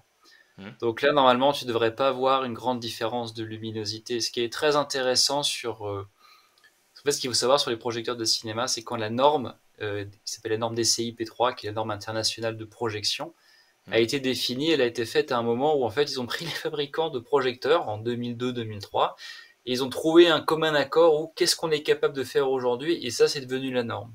Donc la En luminosité, 2002, 2003, ça date quand ah même. oui c'est très vieux, hein. Hmm. Dès 2004-2005, il y avait déjà des projecteurs numériques qui commençaient tout doucement à arriver, au moins en étalonnage. Hmm. Et le problème, c'est qu'ils ont défini, par exemple, les blancs, ils sont un petit peu verts, la luminosité, elle n'est pas très haute, et surtout par rapport à la pellicule, les noirs sont beaucoup plus hauts. C'est-à-dire qu'en fait, quand le projecteur est allumé, tu n'as pas des noirs sur l'écran, tu as un léger gris. Et la technologie de Dolby Cinema fait que tu as des noirs parfaits. C'est-à-dire qu'en fait, tu as l'impression que l'écran est complètement éteint. Et ça change le contraste d'une façon incroyable.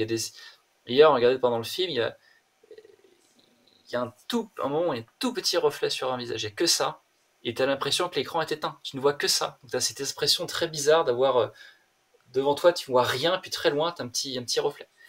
Ouais. Et C'est un peu ce que tu c'est retrouves vrai que sur c'est une les expérience. téléviseurs OLED que tu as. Je sais pas si toi, Philippe, Non, C'est ça. c'est tu pas es aussi équipé de fort ce que genre de de LED. téléviseur, mais le OLED, c'est impressionnant parce qu'effectivement, tu as l'impression que ton téléviseur est éteint en fait, maintenant.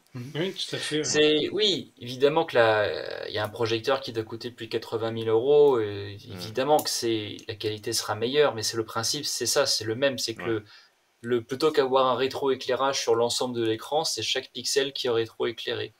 Donc on est capable de. Mais après, il faut être franc aussi, c'est quand même une marge. Là, je regardais pour des télévisions OLED et en fait, il n'y a rien à moins de 1000 euros. Ouais. Donc là, ça commence à être quand même un petit budget quand même. Oui, Allez, parce que, entre autres, LG n'arrive pas à fournir assez de dalles, puisqu'il n'y a que LG qui est fabricant de LED. Donc ils fournissent Sony, Philips, Panasonic et bien évidemment LG, plus quelques autres fabricants au coup par coup. Mais là, pour le coup, c'est vraiment la pandémie qui a posé problème, puisque au départ, LG devait ouvrir une grande usine comme tout le monde en Chine, parce qu'ils n'ont toujours pas appris que mettre tous les œufs dans le même panier, c'était pas une bonne idée. Mais toujours est-il qu'ils devaient faire cette usine qui allait doubler le nombre d'écrans à l'année. Or, avec la pandémie, la construction s'est arrêtée, etc. Mais sinon, ils avaient prévu, normalement, LG devait sortir ses premiers OLED cette année à autour de 800-900 euros. Ce qui était une petite révolution. Mais ils ont déjà quand même pas mal baissé, hein, puisque ça va avant, tu vers le bas. trouvais rien en dessous de 2000 euros dans la gamme qu'on appelle C. Aujourd'hui, tu la trouves en dessous de 1500 euros. Donc ça baisse un peu, mais pas aussi vite que ça devrait. C'est vrai. Mais c'est quand même comique de se dire que du coup, au moment du Covid, où il y avait beaucoup plus de gens qui voulaient se racheter une télé, ils ne pouvaient plus fournir. Enfin bon. Ouais. C'est clair. Ouais, Bon les gars, si on tu va veux, continuer sur, on Ouais. va revenir sur le sujet. Alors, je vais revenir sur le sujet et on va parler un peu de Kaamelott. Alors même si, bon, je suis désolé Philippe et Thomas, vous ne l'avez pas vu, mais vous connaissez la série, vous connaissez Alexandre Astier. Je crois savoir que sur ce film, en tout cas moi je suis allé le voir au cinéma. Grégoire aussi, tu es allé le voir au cinéma. Bon, il regrette de l'avoir vu, mais il l'a vu. Ouais, je dirais pas ça, mais à la limite, on peut, voilà, chacun. Moi, ce qui m'intéresse, en fait, c'est. Je crois que Alexandre Astier, sur ce film, a eu plusieurs rôles, en fait. Il a réalisé ce film, il a écrit le scénario, si je dis pas de bêtises, il a fait le montage. Qu'est-ce qu'il a fait d'autre aussi? La musique, La musique, l'écriture. ok. Donc musique, écriture, musique, montage, jouer dedans, réalisation. Ouais, c'est déjà 5 postes clés. Hmm. Et pour un résultat qui est tout à fait discutable. En tout cas. On peut en discuter si tu veux. Je sais pas si Ouais, c'est non, mais on peut. discutable, mais on peut en discuter. Je suis un peu embêté parce que Astier, c'est quelqu'un que j'aime beaucoup, puis Hmm. visiblement, ouais, je vais être le seul vraiment à en dire beaucoup de mal, mais voilà, c'est une catastrophe ce film. Non, on parle du film, on parle pas Oui, d'Alexandre oui, Astier. oui, oui. Alexandre Astier, c'est un Non, non, mec non, qui non, a un mais talent ah d'écriture non, mais incroyable non, et non, qui non, a. non, je suis Voilà. pas d'accord avec toi. C'est complètement dû à Alexandre Astier. Ah Si bon? Astier s'était contenté de faire, à la limite, l'écriture, Ouais. jouer dedans et faire la musique, parce que la musique est pas mal, hein, au demeurant. Hmm. Mais voilà, quoi, la réalisation, il y en a quasiment pas. Enfin, quand on voyait à la télé les petites pastilles de 5-10 minutes, la réal, elle était pas terrible. C'est du plan Hmm. fixe, c'est machin. Mais c'est pas ça qu'on venait chercher. Ce qu'on venait chercher, c'était les acteurs qui étaient drôles, c'était l'écriture et les dialogues qui étaient drôles. Donc la Hmm. réal, elle passait vraiment au second plan. Hmm. Là, non, quoi. Il fait un film de 2 heures qui balance au cinéma. La réal, c'est pas une réal de téloche faite comme s'il faisait du YouTube qu'on lui demande. Là, faut que ce soit.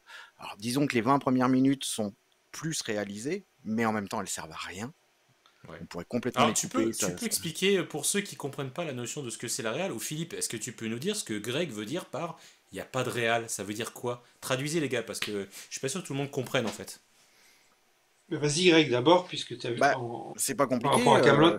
Je veux dire, toi, admettons, peu importe, on prend n'importe qui, on lui file 2 caméras, on lui dit, vas-y, fais un film.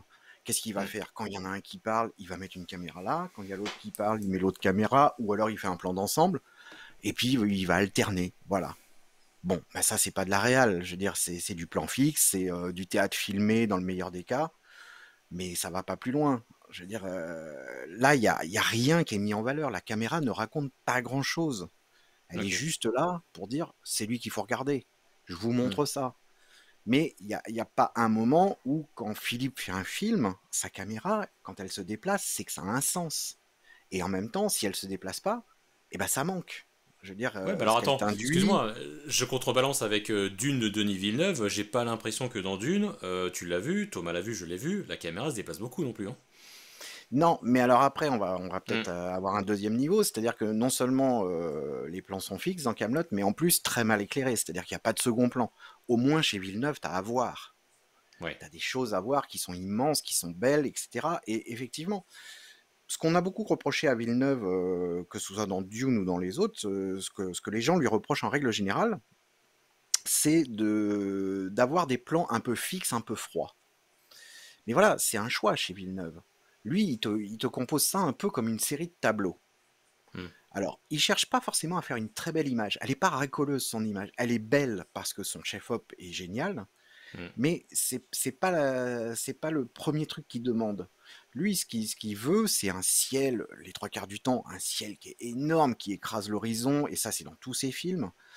C'est pesant, enfin, on sent que Villeneuve, il a vécu à la Sa campagne. référence, c'est Laurence d'Arabie, il me semble, à Villeneuve, au niveau des images. Philippe, je sais pas si tu le sais, ça, mais il a été très influencé par Ah oui, notamment non, je ce savais film. pas. D'ailleurs, c'est marrant, Ouais, et en alors, même juste temps, une petite il aparté a fait sur l'opposé. Laurence d'Arabie. Je sais pas si vous avez vu sur. Toi, je sais que Greg, tu es équipé d'une télé OLED. Je sais pas si Philippe, tu as ce genre de télé chez toi. Mais la dernière fois qu'ils ont diffusé Laurence d'Arabie, c'est un film qui date de quoi? Des années 60, si je dis pas de bêtises, c'est Oui. ça? Hmm. Quand tu vois la qualité 60 ans après de l'image sur nos putains de téléviseurs, c'est quand même bluffant de se dire qu'à 60 ans, ils savaient faire des images qui sont encore. Alors, Ah pourquoi oui. je dis ça? Mais C'est même pour. avant. Oui, mais même avant, parce que aujourd'hui, tu vois, tu parles justement de Denis Villeneuve sur Dune, mais est-ce que justement ces films-là ne sont pas faits aussi pour durer dans le temps et faire en sorte que quand on les regarde avec les progrès technologiques, et toi Philippe, tu parlais tout à l'heure de décors réels, est-ce que justement ça vieillit pas mieux à l'image que le côté numérique? Est-ce que le décor réel vieillit plus que le numérique, Non, c'est ça? mieux. Enfin, est-ce que le film vieillit mieux avec un vrai décor qu'avec des trucages numériques? Oui, oui, de toute façon, il y a des films qui sont marqués, genre années 80, tu vois, les films, quand tu revois des films des années 80, tu vois un certain type de lumière, tu vois bien que la technique de l'époque a été vraiment dépassée, alors qu'un Villeneuve, par exemple, il va être quelque part classique, mais du coup, il est intemporel. Ouais. Il est pas marqué. C'est vrai que ces films, qu'on aime ou qu'on n'aime pas, c'est du cinoche. Ça, tu peux aller dans une salle de cinéma sur un grand écran et tu vivras une expérience. Ça sera toujours mieux que sur ta télé, même OLED.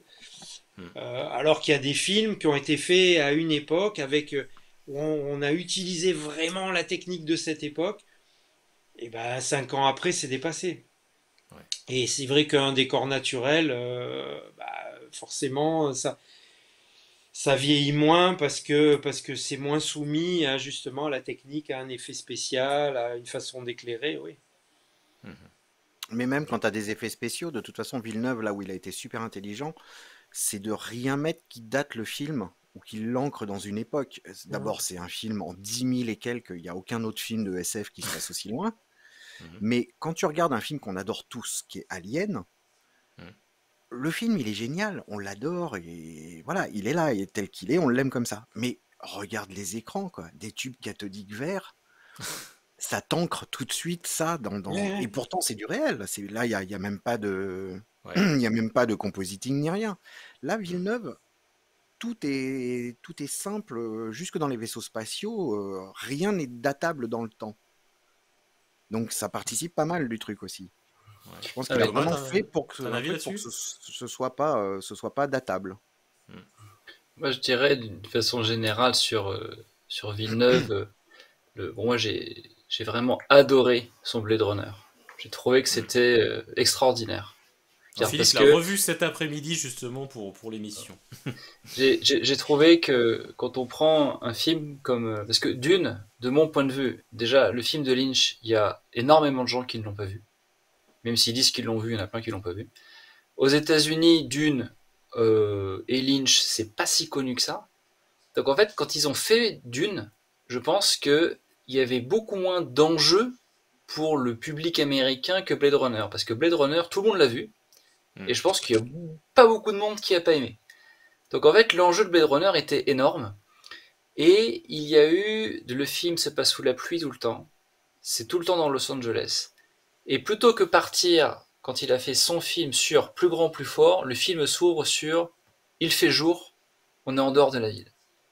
Et rien que ça, de se dire que plutôt qu'essayer d'améliorer un univers, il l'agrandit dans le vrai sens du terme, moi je trouve ça génial. Et ce que j'ai aimé dans Dune, bon, j'ai trouvé que c'était un film globalement extrêmement bien fait, mais dénué d'émotion. J'ai trouvé que c'était lisse en fait. Mais on sent en fait, il expliquait quelque chose, c'est que lui, il adorait les livres. Il savait qu'il y avait un film de Lynch quand il était adolescent.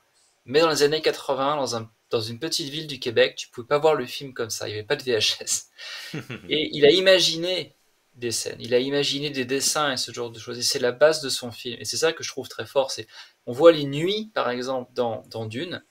Bah, il n'y a pas beaucoup de films qui ont des nuits comme ça. Il y a des moments, ça devient tout blanc, en fait. Ça n'a aucune cohérence, mais c'est un univers. Et il est extrêmement fort pour ça. Même Sicario sur les cartels au Mexique, c'est un univers. Et moi je trouve que c'est vraiment le. Quand je vais voir ces films, en fait, moi, ça m'intéresse pas. Je suis content si j'aime le film, mais moi ce qui m'intéresse, c'est de voir quelque chose de nouveau. Et je trouve que souvent il y a quelque chose de nouveau. Voilà. D'accord. Philippe, t'en penses quoi toi? Oui, oui, absolument. Tout en restant, en ayant quelque chose de classique. C'est vraiment intemporel. C'est pour ça que vraiment un des metteurs en scène les plus intéressants actuellement. Parce tu sais, là, on parlait, on demandait ce qu'était la mise en scène et quand il n'y en a pas. La mise en Oui. scène, c'est un point de vue et c'est une cohérence. Hmm. Euh, Après, on aime ou on n'aime pas, mais moi j'ai travaillé quand j'étais assistant avec des metteurs en scène qui étaient pas bons, mais qui à chaque scène se disaient, tiens, je vais faire une scène façon comme ci, puis je vais en faire une comme ça, puis celle-là elle plaira aux vieux, puis celle-là elle plaira aux jeunes, et puis celle-là elle plaira aux chauves, celle-là Ok. aux cheveux bouclés. Donc pas de Et cohérence à quoi. l'arrivée, il n'y avait pas de film. Un film, c'est une cohérence. Et là, ce qui donne la cohérence du film, c'est la mise en scène. La mise en Ouais. scène, c'est aussi bien le choix des acteurs, des costumes. D'ailleurs, on peut en parler parce que de ce que j'ai vu, quelques images de Camelot, les costumes, c'est une horreur. Oh.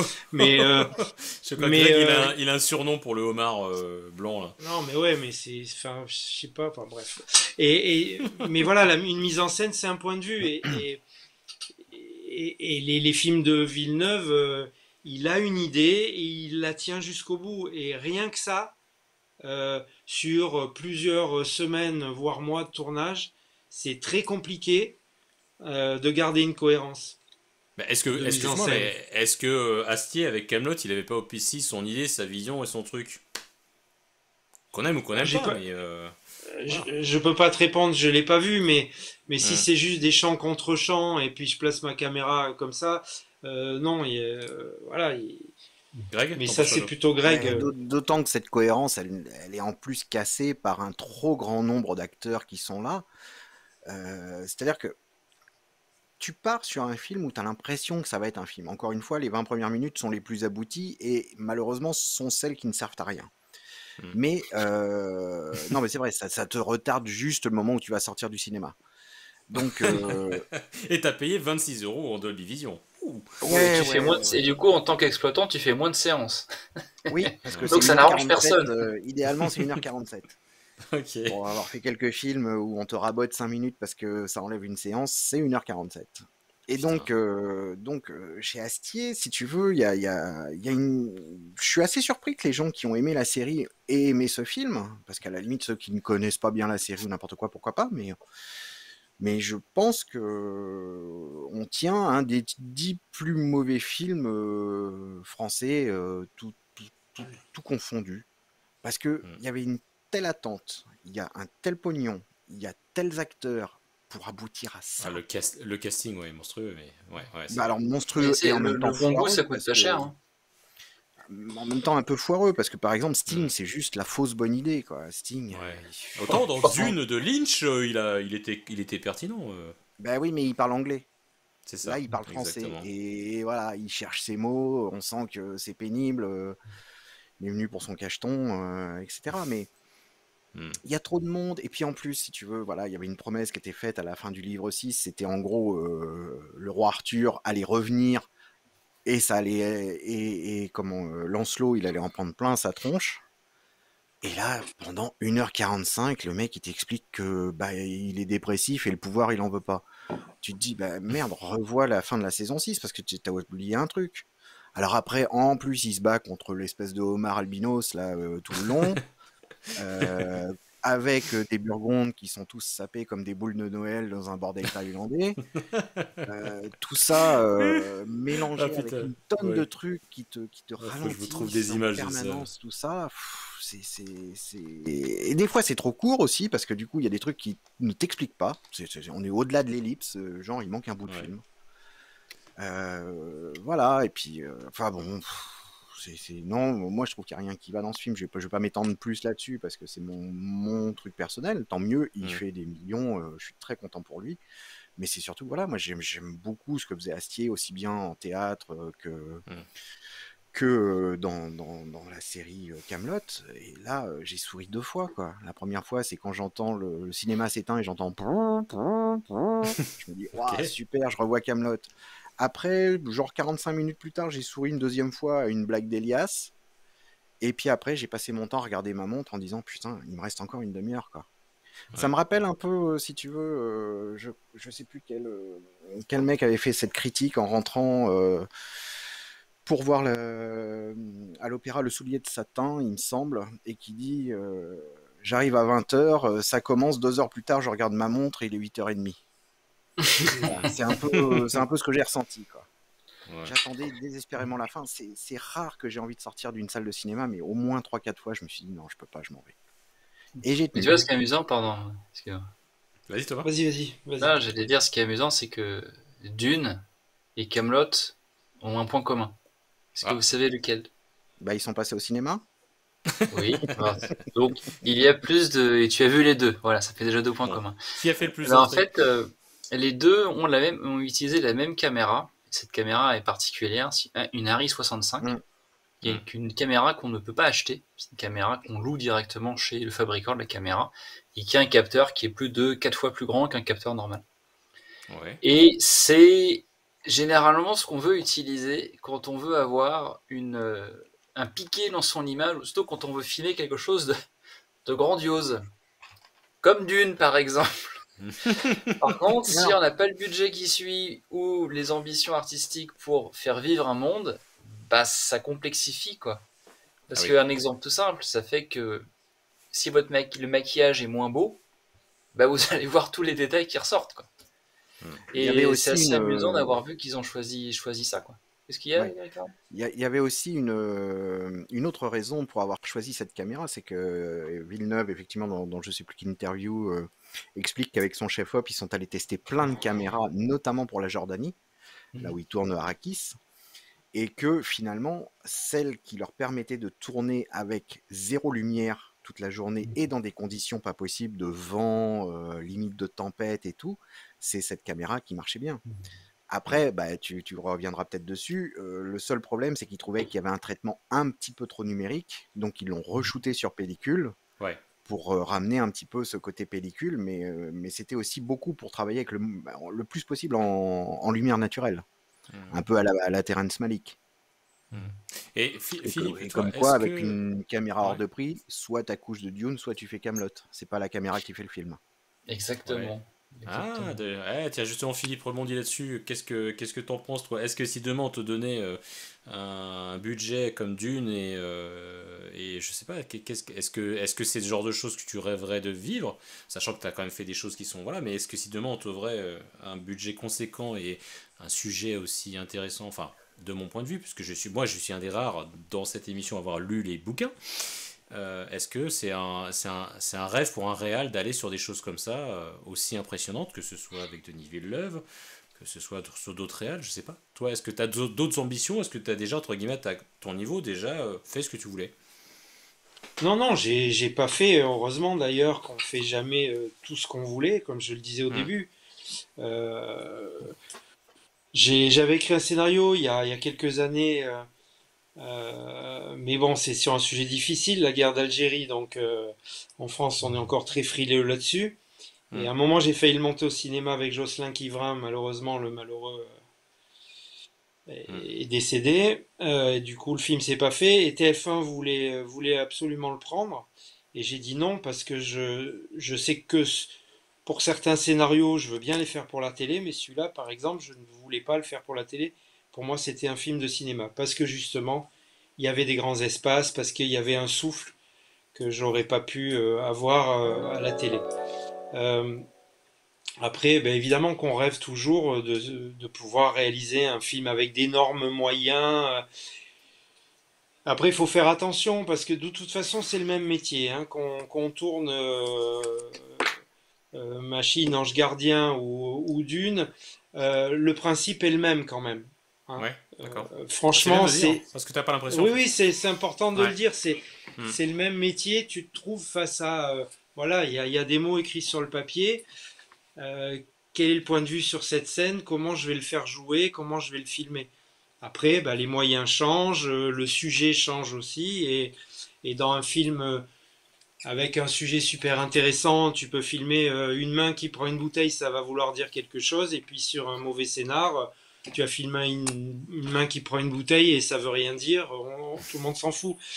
Hmm. Donc le sujet est important, et après, souvent aussi, parce que j'ai quand même croisé pas mal de gens qui ont fait aussi des gros films, et puis des réalisateurs américains, etc.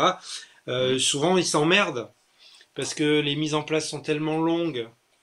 Ah, dans le Que cinéma, tu... ouais, Ouais, en cinéma, tu fais c'est ce que... 4-5 plans par jour, et tu t'ennuies. Un gars comme Tavernier, par exemple, Hmm. il supportait pas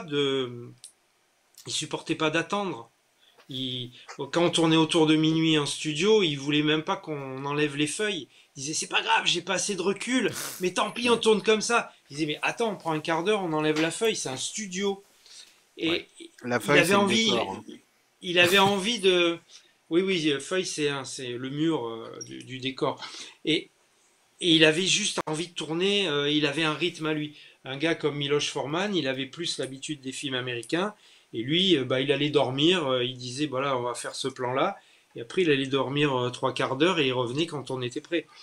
Ouais. Euh, Mais qu'est-ce qui justifie toute cette attente entre le tournage de plans entre le cinéma et la télévision? C'est quoi? C'est parce qu'il y a plus de travail sur le décor, sur le maquillage, c'est plus léché, ou c'est juste parce que non, et c'est le c'est plus cinéma donc c'est long?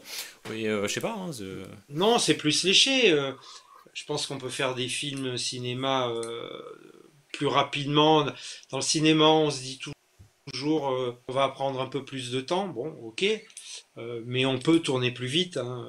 On Est-ce que c'est pourrait pas le tourner comme. budget aussi qui fait qu'on prend plus le temps aussi? Mais, Parce que si t'as moins mais de oui, budget bien pour faire sûr. un long métrage, bah tu vas forcément aller peut-être plus à l'essentiel, donc... Bien sûr, Hmm, tu vas moins peaufiner, tu vas moins lécher ton truc. Après, hmm, tu vois, sur Camelot, deux choses, sans l'avoir vu. Un, il y a un gros casting.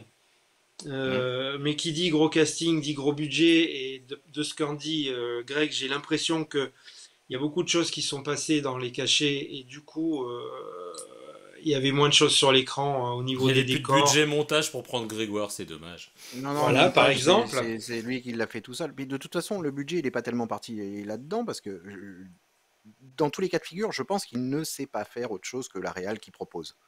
C'est pas Voilà, son et l'autre truc. chose, C'est un homme de théâtre. Ouais, voilà, et ok. l'autre chose que je Ouais. voulais dire, c'est que euh, à moins d'être Kubrick, il y a des exceptions qui confirment la règle, mais Euh, Vouloir tout faire, c'est compliqué. Ce qui est important, et ce qu'on n'a pas d'ailleurs en télé, en montage, et ce qu'on a un peu plus en cinéma, c'est le recul. Le recul, c'est très important. Alors, tu l'as pas quand tu tournes, mais après, en post-production, tu as besoin d'un recul pour fabriquer ton film, pour le monter, etc. Et moi, en long métrage, une fois que j'avais fini mon montage, je partais une semaine, 15 jours, et sans plus penser au film, et ensuite je le revoyais, pour avoir ce Hmm. recul-là. Alors en télé, j'ai eu la chance que Grégoire me l'offre, ce recul. C'est pour ça Ah. que je le laisse monter le film, parce que il m'offre ce recul qu'on n'a pas en télé. Ouais. Et, Est-ce que Grégoire, ouais. et si tu fais tout seul, comme a fait Hmm. visiblement Astier, bah tu n'as pas le recul. Parce que tu Ouais. n'auras pas le musicien qui va dire oui, je vais dans ton sens. Mais voilà, avec les couleurs que j'aime, regarde si ça te plaît. T'as pas de choix en fait. T'as que ton choix à toi. Et on n'a pas la science infuse. Oui, Il puis faut est-ce qu'il n'y a pas savoir. aussi un peu d'hypocrisie et est-ce qu'à un moment donné, tous les gens autour de lui sont pas capables de lui dire Alexandre, tu fais fausse rute. Donc, je sais pas, à un moment donné, Ah réveille-toi. mais Mais là, attends.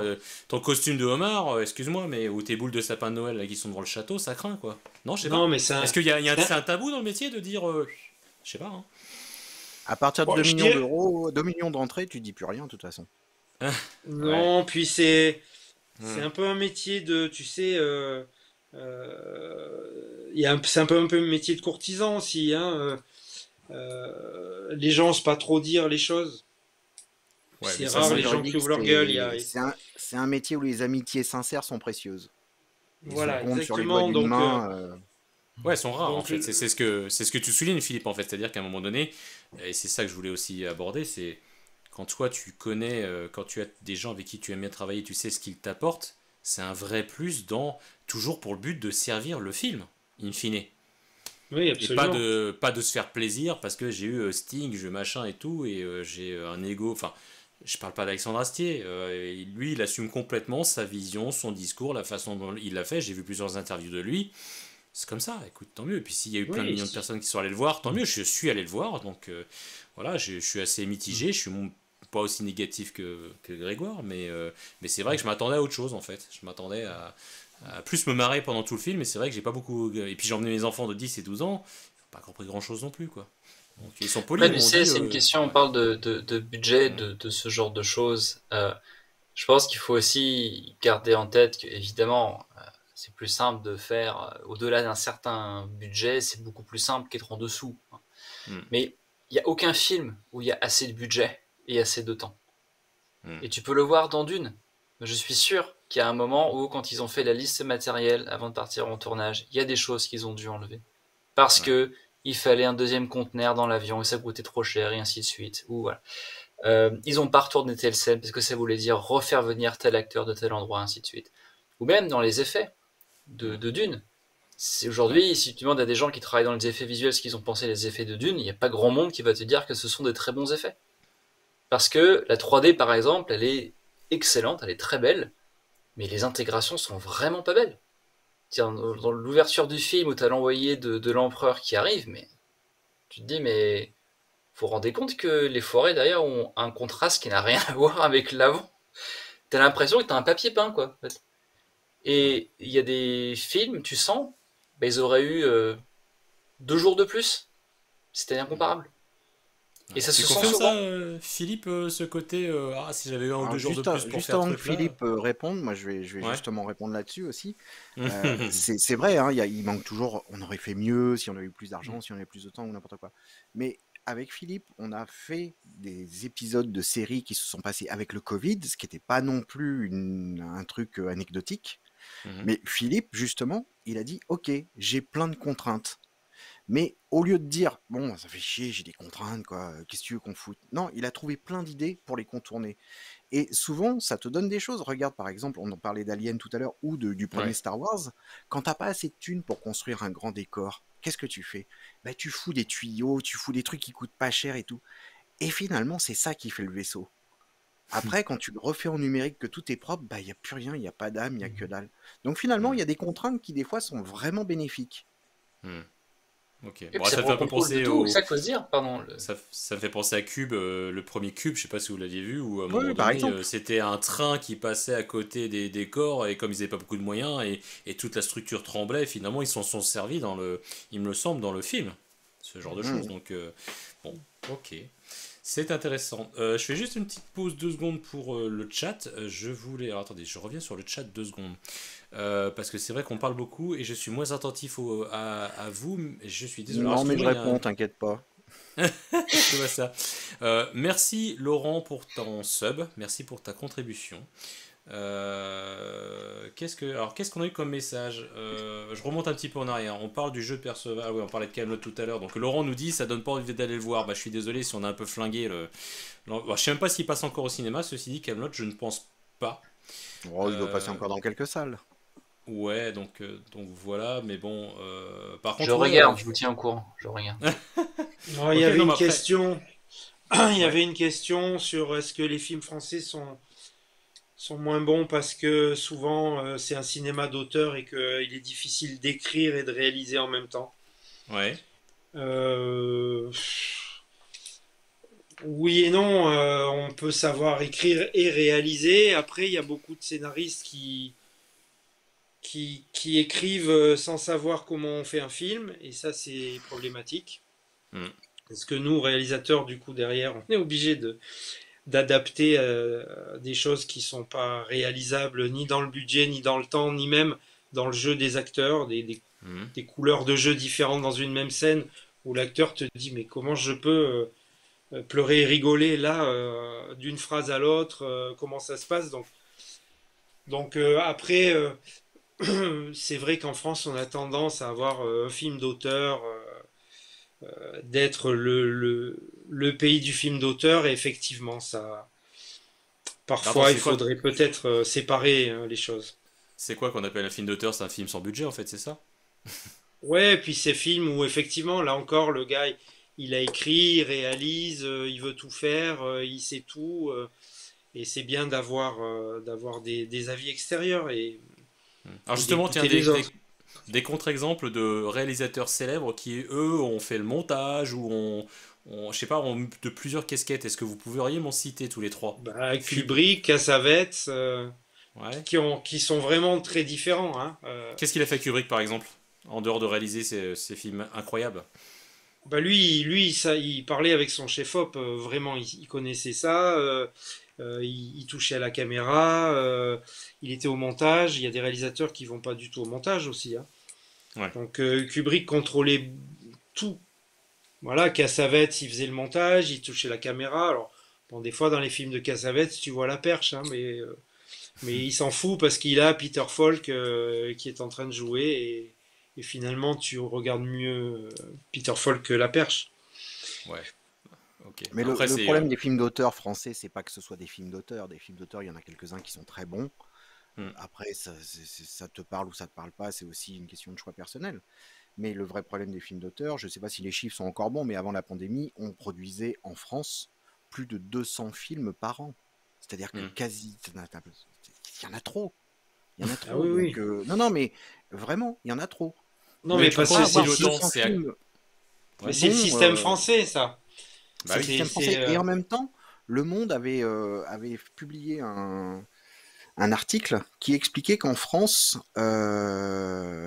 sur 200 films qui sortaient au cinéma, il y en avait moins de 5% qui étaient rentables.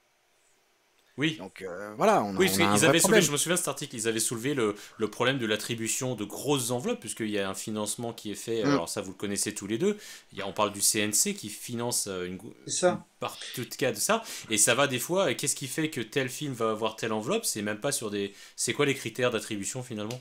Ce que tu as Non, fait comme mais entrée, combien tu as généré de pognon avant? Ah oui, oui, d'accord, mais donc c'est. il y a autre chose. Il y a le fait Hmm, que quand tu sors de la Fémis, tu as droit à faire un film.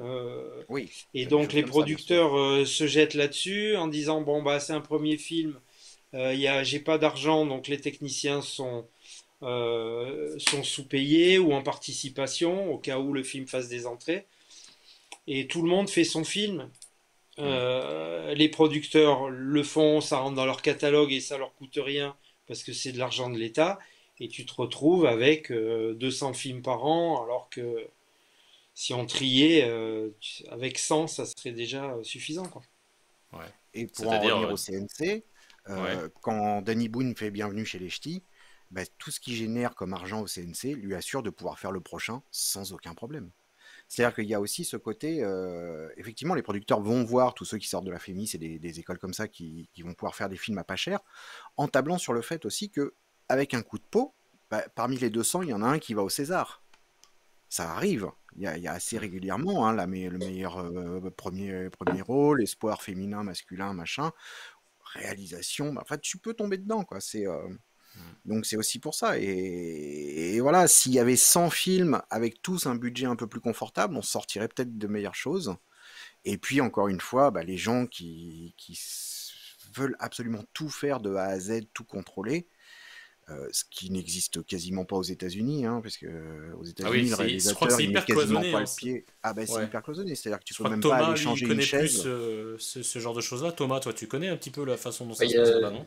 c'est en fait extrêmement syndiqué, mais avec des syndicats qui ont un poids colossal. Enfin, Ouais. je veux dire, c'est aujourd'hui, enfin, il y a des exemples d'équipes étrangères qui veulent venir tourner aux États-Unis. Tu es obligé d'embaucher des doublons sur place. Ouais. Oui, parce que, oui. C'est, Ouais. enfin voilà, c'est des. Après, non, je dirais en France, il y a un vrai problème de fond de financement, quoi. C'est sûr qu'il n'y a pas Mm. de. Il y a trop de films qui sont. C'est pas qu'il y a trop de films. Je veux dire, c'est le principe de base de la liberté d'expression. Le problème, c'est qu'il y a trop Mm. de films qui sont financés par le CNC. Ouais. Et Oui, que c'est ce du que je coup, les voulais dire. budgets sont dilués. Et que Mm. du coup, le CNC, comme il finance, ça veut dire qu'ils doivent récupérer de l'argent. Donc, ils vont Mm. contrôler l'ordre de diffusion, la chronologie des médias. Donc, le temps entre la sortie en salle, la sortie sur des plateformes de stream et ainsi de suite. Et aujourd'hui, il y a des vrais problèmes qui sont dus aux plateformes où la France est l'un des exemples. Il y en a d'autres, comme le Danemark par exemple. Par exemple, au Danemark, sur un tournage, dans une équipe de film, tout le monde a une commission. Tout le monde aura, à vie, un petit droit d'auteur. Des plateformes arrivent là-bas avec un modèle de financement américain et ils Mm. embauchent des gens systématiquement sans ce modèle-là. Donc ils vont proposer des salaires plus élevés, mais sans ce droit, sans cette compensation. Et ils Mm. arrivent avec leur façon de faire. Et le problème, c'est qu'en fait, tous les équilibres de chacun de ces pays est Mm. remis, c'est pas qu'il est menacé, c'est qu'il est Mm. remis en discussion, remis en débat. Et aujourd'hui, on voyait, il y a eu 5000 autorisations de tournage à Paris sur l'année 2021. Donc c'est si Mm. les autorisations de fin d'année se terminent. Et c'était à la conférence que je mentionnais tout à l'heure. Les personnes Mm. qui l'amenaient, c'était quelqu'un qui représentait la mairie de Paris. Il disait en fait, ce qui est intéressant, c'est que c'est pas tant le nombre de projets qui augmente, c'est la durée de chaque projet, parce qu'en fait, c'est énormément de séries. Ah oui. Et du coup, on rentre dans autre chose où en fait, il y a des gens qui deviennent dans l'industrie, on parle d'intermittents du spectacle. Il y a des fois un peu ce jeu de mots quand on parle des permittents, qui sont en fait des gens qui sont intermittents du spectacle, mais en fait à temps plein au même endroit. Et on commence petit à petit à voir même ce syndrome de permittant sur des tournages, ce qui est un peu une nouveauté quand même sur. Donc voilà. Mhm. Oui. Oui, Bon, ça va ça c'est. aussi avec le fait que beaucoup de monde aimerait bien que le statut d'intermittent disparaisse de France pour que le reste de l'Europe ne veuille pas faire la même chose. Parce que c'est un statut qui est quand même un peu à part. Ouais, c'est clair. Mais bon, Ah bah il Non, n'y mais a ce pas que je, pour ce tout que je l'endroit, il y disais, a un aussi. équivalent, hein, c'est sûr. non, C'est sûr. ouais. Non, ce que je disais quand c'est très compartimenté, c'est que bah, pour avoir travaillé avec deux, trois réalisateurs qui sont allés aux États-Unis, et je devais même d'ailleurs faire un film, enfin monter un film aux États-Unis, effectivement, on était obligé d'embaucher quelqu'un de syndiqué là-bas et qu'ensuite moi je puisse monter. Mais c'est surtout que en tant que réal, tu veux bouger une chaise, tu te fais pourrir parce que c'est le mec du syndicat des accessoiristes qui vient, qui bouge la chaise. La salle de montage, t'es quasiment interdite dès que c'est des gros budgets, c'est la prod qui se le réserve. C'est tout juste si t'es invité à voir le film à la fin, quoi. Mm. Donc voilà, tout ce qu'on aime avec Philippe, toute cette voilà, ils l'ont, mais sur le tournage. Et en plus, tu dois te contenter de tourner vraiment ce qu'ils appellent la comédie, c'est-à-dire vraiment le jeu entre les acteurs. Toutes les scènes un peu sympas de cascade, de machin, c'est une deuxième équipe. T'es pas là. Ouais, Donc c'est d'accord. pas très drôle. Donc ça, c'était juste pour refermer la parenthèse. Et sinon, pour ce qui est du réal qui fait un autre métier, moi je trouve qu'il y a vraiment deux postes techniques qui ne sont pas compatibles, ou peu. Il y a évidemment quelques exemples qui contredisent le truc, mais Hmm. c'est un réal chef-op et Ouais. un réal monteur. Pourquoi? Parce que moi, ça m'est arrivé souvent de tomber sur des réals qui tombent amoureux de leur scène, d'une scène. Alors, ça m'est arrivé encore plus en documentaire parce que j'en ai monté beaucoup, Hmm. où tu tombes amoureux d'un personnage, tu vas absolument le mettre, etc. Et si moi, en tant que monteur, je leur dis pas, écoute, ton perso, il nous saoule, il ralentit tout le film, il est pas bon, machin, je le coupe. Et ben, si moi, je suis pas là pour faire ce boulot, le film, il va se monter avec un réal qui va monter tout le truc et ça donne un truc bancal. Hmm. Et ce que Philippe aime, c'est que moi, je lis même pas le scénario. Je veux pas. Il est sur mon bureau. Je peux y faire référence quand, par exemple, sur 3 prises, j'ai 3 dialogues qui diffèrent un peu. Je vais quand même aller vérifier lequel était le bon à la base et lequel je vais choisir. Hmm. Mais en fait, Philippe, il aime bien que je monte presque ma version. Il se trouve qu'on se connaît bien et qu'on s'entend bien. Donc, du coup, ma version n'est jamais éloignée de la sienne. Hmm. Mais je vais lui proposer des petites choses, je vais lui proposer éventuellement de faire un petit truc différent. Et puis, quand il arrive, eh ben, si ça lui plaît pas, on change, ou alors eh ben, il est agréablement surpris sur certains choix. Voilà, et c'est ça que je lui offre, ce fameux recul, qui en fait n'est pas vraiment un recul, parce qu'il a à peine une semaine de vacances entre le moment où il termine son tournage et le moment où il vient en salle. Hmm. Mais au moins, voilà, il arrive sur quelque chose qui est presque fini, et sur lequel on peut discuter pour aller que dans un sens, être au service du film, l'améliorer. Alors Mm. justement, Donc tiens, ça, et moi c'est je un- trouve que réal monteur et réal cadreur, ça marche pas, quoi. D'accord. Alors justement, C'est c'est un peu le mot de la fin, puisqu'il est 22h43 les amis, et ça fait donc 1h40 que nous parlons, et je pense qu'on pourrait parler très très longtemps comme ça, parce que entre Oh Thomas, oui. Philippe et toi, c'est super intéressant, et on va continuer à se parler après l'émission. Mais justement, est-ce que tu peux nous donner ce mot de la fin, Philippe, sur ce que Grégoire illustre, puisque c'était la deuxième thématique de l'émission, et à savoir justement savoir bien s'entourer, et justement savoir déléguer, savoir faire confiance à tous ses talents dans l'intérêt du film. Je t'écoute. Je dirais qu'on peut comparer un film à un navire. Hmm. Euh, sur un navire, il y a l'amiral qui sait où emmener son bateau. On va aller découvrir l'Amérique, on va aller là-bas, quelles que soient les conditions, et je prendrai les décisions pendant le voyage, s'il y a un orage, s'il y a une tempête, etc. Mais l'amiral ne va pas être le timonier, il ne va pas tenir la barre, il va pas hisser lui-même la voile, il va pas s'occuper de la cuisine. C'est un tout. On est tous Hmm. sur le même bateau. Le bateau, c'est le film. On travaille tous pour le film. Il faut quelqu'un qui donne la direction. Mais savoir déléguer, je pense que c'est une des grandes qualités que doit avoir un chef. Hmm. Et, et ça a été vu dans l'histoire, aussi bien dans des chefs de guerre que des hommes politiques. Quand on est bien entouré, quand on sait s'entourer, on est plus intelligent à plusieurs. Voilà. Hmm. Ça Bah, n'empêche écoute, pas d'avoir un chef. ouais, bien sûr, Mais bah, il faut savoir toujours. donner une direction à des gens, c'est déjà pouvoir confirmer qu'on sait où on va. Parce Hmm. que si tu commences à raconter aux gens, voilà, voilà, et qu'ils comprennent pas, c'est que déjà tu sais Hmm. pas toi-même où tu vas. Donc de toute Comme façon, disait, déléguer, hmm. c'est important. Comme disait un ancien président, un chef, ça doit cheffer. Absolument. Non, mais c'est sans Voilà. compter qu'en plus, il y a un double truc pour un réal, c'est que non Hmm. seulement il faut qu'il fabrique son film de A à Z avec les bonnes personnes, mais que si le film marche pas, c'est sur lui qu'on tape, pas sur l'équipe, hein. Ouais, c'est toujours sur le patron, Et hein, ça, c'est c'est ça. compliqué, hein, parce que c'est Ouais. ton nom qui est marqué à l'écran, hein. Hmm. Et oui. Ah bah oui, oui. Ah bah oui, oui, ça on n'ira pas se dire, tiens, c'est le chef-op qui était pas bien. Ouais. Ouais, Mais on peut pas on blâmer aurait plein de Alexandre choses à Astier sur dire le encore. coup, hein. Ouais. Tu dis Thomas? On peut pas blâmer Alexandre Astier pour le coup. Ouais. Alors justement Thomas, un petit mot de la fin pour conclure toi aussi cette émission. Bah, je dirais que pour moi, pour pas faire trop de redites, hein, je Hmm. dirais que voilà, pour moi, c'est surtout des choses, c'est des questions de volonté et de plaisir de vouloir bien faire les choses. C'est facile de tomber dans une routine, mais quand on essaye de faire à chaque fois le petit effort et de vraiment se donner du mal, ben, on sent tout de suite la différence.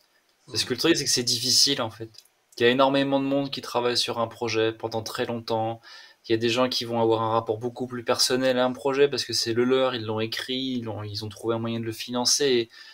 Et je trouve qu'il faut, dès qu'on essaie vraiment de prendre le temps et de comprendre, enfin, tu vois, moi je travaille sur des projets où on les reçoit des trucs, on va recevoir, on n'a même pas le son. Mm. Ouais, on a une succession, des fois on peut se dire c'est une succession de plans, des fois on a des choses, mais il y a des scènes entières, c'est que des fonds verts, quoi. Et tu reçois le truc au tout début, et puis petit à petit, il y a quelque chose qui se construit, et je pense qu'il faut essayer d'accompagner. Voilà, c'est ça. Est-ce que nos métiers, je sais pas, Philippe et Greg, vous pourrez aussi confirmer ça, est-ce que même si pour certains c'est des grosses usines à gaz, ça peut passer par des grosses structures comme la tienne Thomas, est-ce que ça reste pas un métier d'artisan quand même, tout ça? Absolument. Moi, Hmm. je considère ça comme un métier d'artisan qui passe par plein de filtres, parce que ce que tu as dans la tête au départ et ce qui doit être à l'arrivée, ben, ça va passer par énormément de filtres, mais si tu sais Hmm. choisir les filtres, les bons comédiens, les bons techniciens, et prendre les bonnes décisions, ben c'est gagné, mais ça reste un boulot d'artisan, ouais. Oui, et Hmm. ça doit le rester, parce que justement, l'artisan, il aime son métier, il est censé avoir envie de faire les choses. Hmm. Alors C'est ça. qu'une usine, eh ben, à la chaîne, t'es quand même moins motivé, non? On est d'accord. On est d'accord. Mais bon, est-ce que Et c'est puis tant que tu auras, franco-français, cette vision du métier? Voilà. Tu dis, tant Greg? que tu auras, tant Non, que je tu feras pense un pas, non. métier, tant que Hmm. tu feras un métier où le but du jeu c'est donner du plaisir aux autres, c'est justement là qu'est l'artisanat, quoi. C'est faire le Hmm. meilleur pain, faire le plus beau meuble, etc. Parce que ça donne du plaisir. Bah, le cinéma, c'est pareil. On Ouais, fait c'est pas du vrai. Ça, cinéma pour soi, hein. Il y en a Hmm. quelques-uns, mais heureusement, ils sont pas nombreux. On a compris. Bon, en tout cas, merci bien, merci bien. Je pense qu'on va conclure cette émission comme ça. Il y avait un message de Monsieur Lardon. Qu'est-ce que disait Monsieur Lardon? L'interprétation de chacun fait le film. Fincher compare. J'ai pas tout compris ce qu'il veut dire. Oui, mais alors, bon, C'est le film, point, Fincher. Il y a un point qui manque entre film et Ah, voilà. Fincher. d'accord. Alors, pour vous donner un truc, alors, Monsieur Lardon, en ce moment, il est pas chez lui, il est dans un hôtel à Caen et il a emmené un Mac qui est QWERTY. Donc, il loupe des M et des points. D'accord, Voilà ok. pourquoi. Et C'est des ça. majuscules, et en plus, comme il n'est pas d'un naturel très clair, forcément. Monsieur Lardon, faut qu'on Ah, se parle, faut qu'on s'appelle.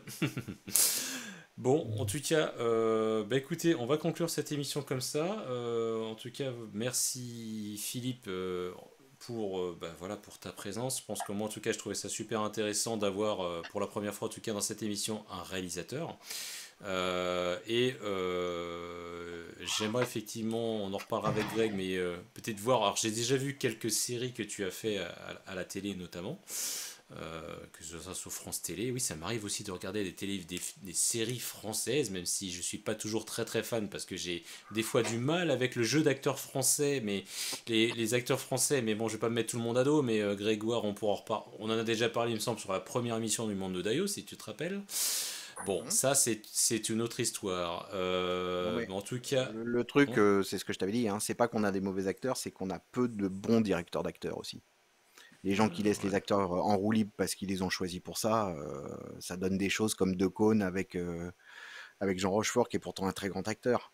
Ou Hmm, Lelouch qui laisse en roue libre ces mecs, et ça te fait un film où il arrive à faire mal jouer Lino Ventura.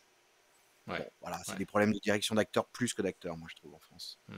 C'est con que des fois qu'il y ait un rouage comme ça qui foire dans un film et qui fasse que ça loupe quand même des fois un truc qui fait qu'on est proche on va dire de l'œuvre d'art et de la perfection, mais presque quoi. Donc voilà. Tiens, en fait, attends, avant que tout à l'heure tu as un message, Philippe, de Matteo Russia qui te Oui. faisait Oui, coucou. ça fait plusieurs fois, oui. Donc voilà, je sais pas n'hésitez pas à leur répondre parce que j'ai pas toujours le chat sous les yeux, mais vous avez le droit de vous adresser à l'audience, hein, messieurs, hein. Donc voilà, bah Je pense écoutez, que c'est un russe d'une sphère obscure à qui tu dois du pognon ou quelque chose. il t'a Peut-être retrouvé, il t'a retrouvé. peut-être un reliquat sur Méditerranée. Fallait pas venir sur Twitch Non, en non, fait. voilà. c'est Donc le fils de ma cousine. c'est ça. Donc, messieurs, vous avez vu pour D'accord. la dernière fois Philippe en live, parce qu'il va certainement voir les pieds dans du béton au fond de la Méditerranée dans pas longtemps. Mais en tout cas, c'était très cool. Merci beaucoup, Philippe, De pour rien. tout ça. J'ai passé un super moment et je pense que Greg et Thomas aussi. Merci à tous les deux, comme d'habitude, par la qualité de vos interventions. Je vous garde pour qu'on discute juste après à l'antenne. Merci au chat, voilà, qui était pas trop actif ce soir, mais peut-être parce qu'il était peut-être hypnotisé par les paroles et la qualité des interventions, j'en suis sûr. En tout cas, il y a le replay sur Twitch, ensuite le replay sur le canal YouTube.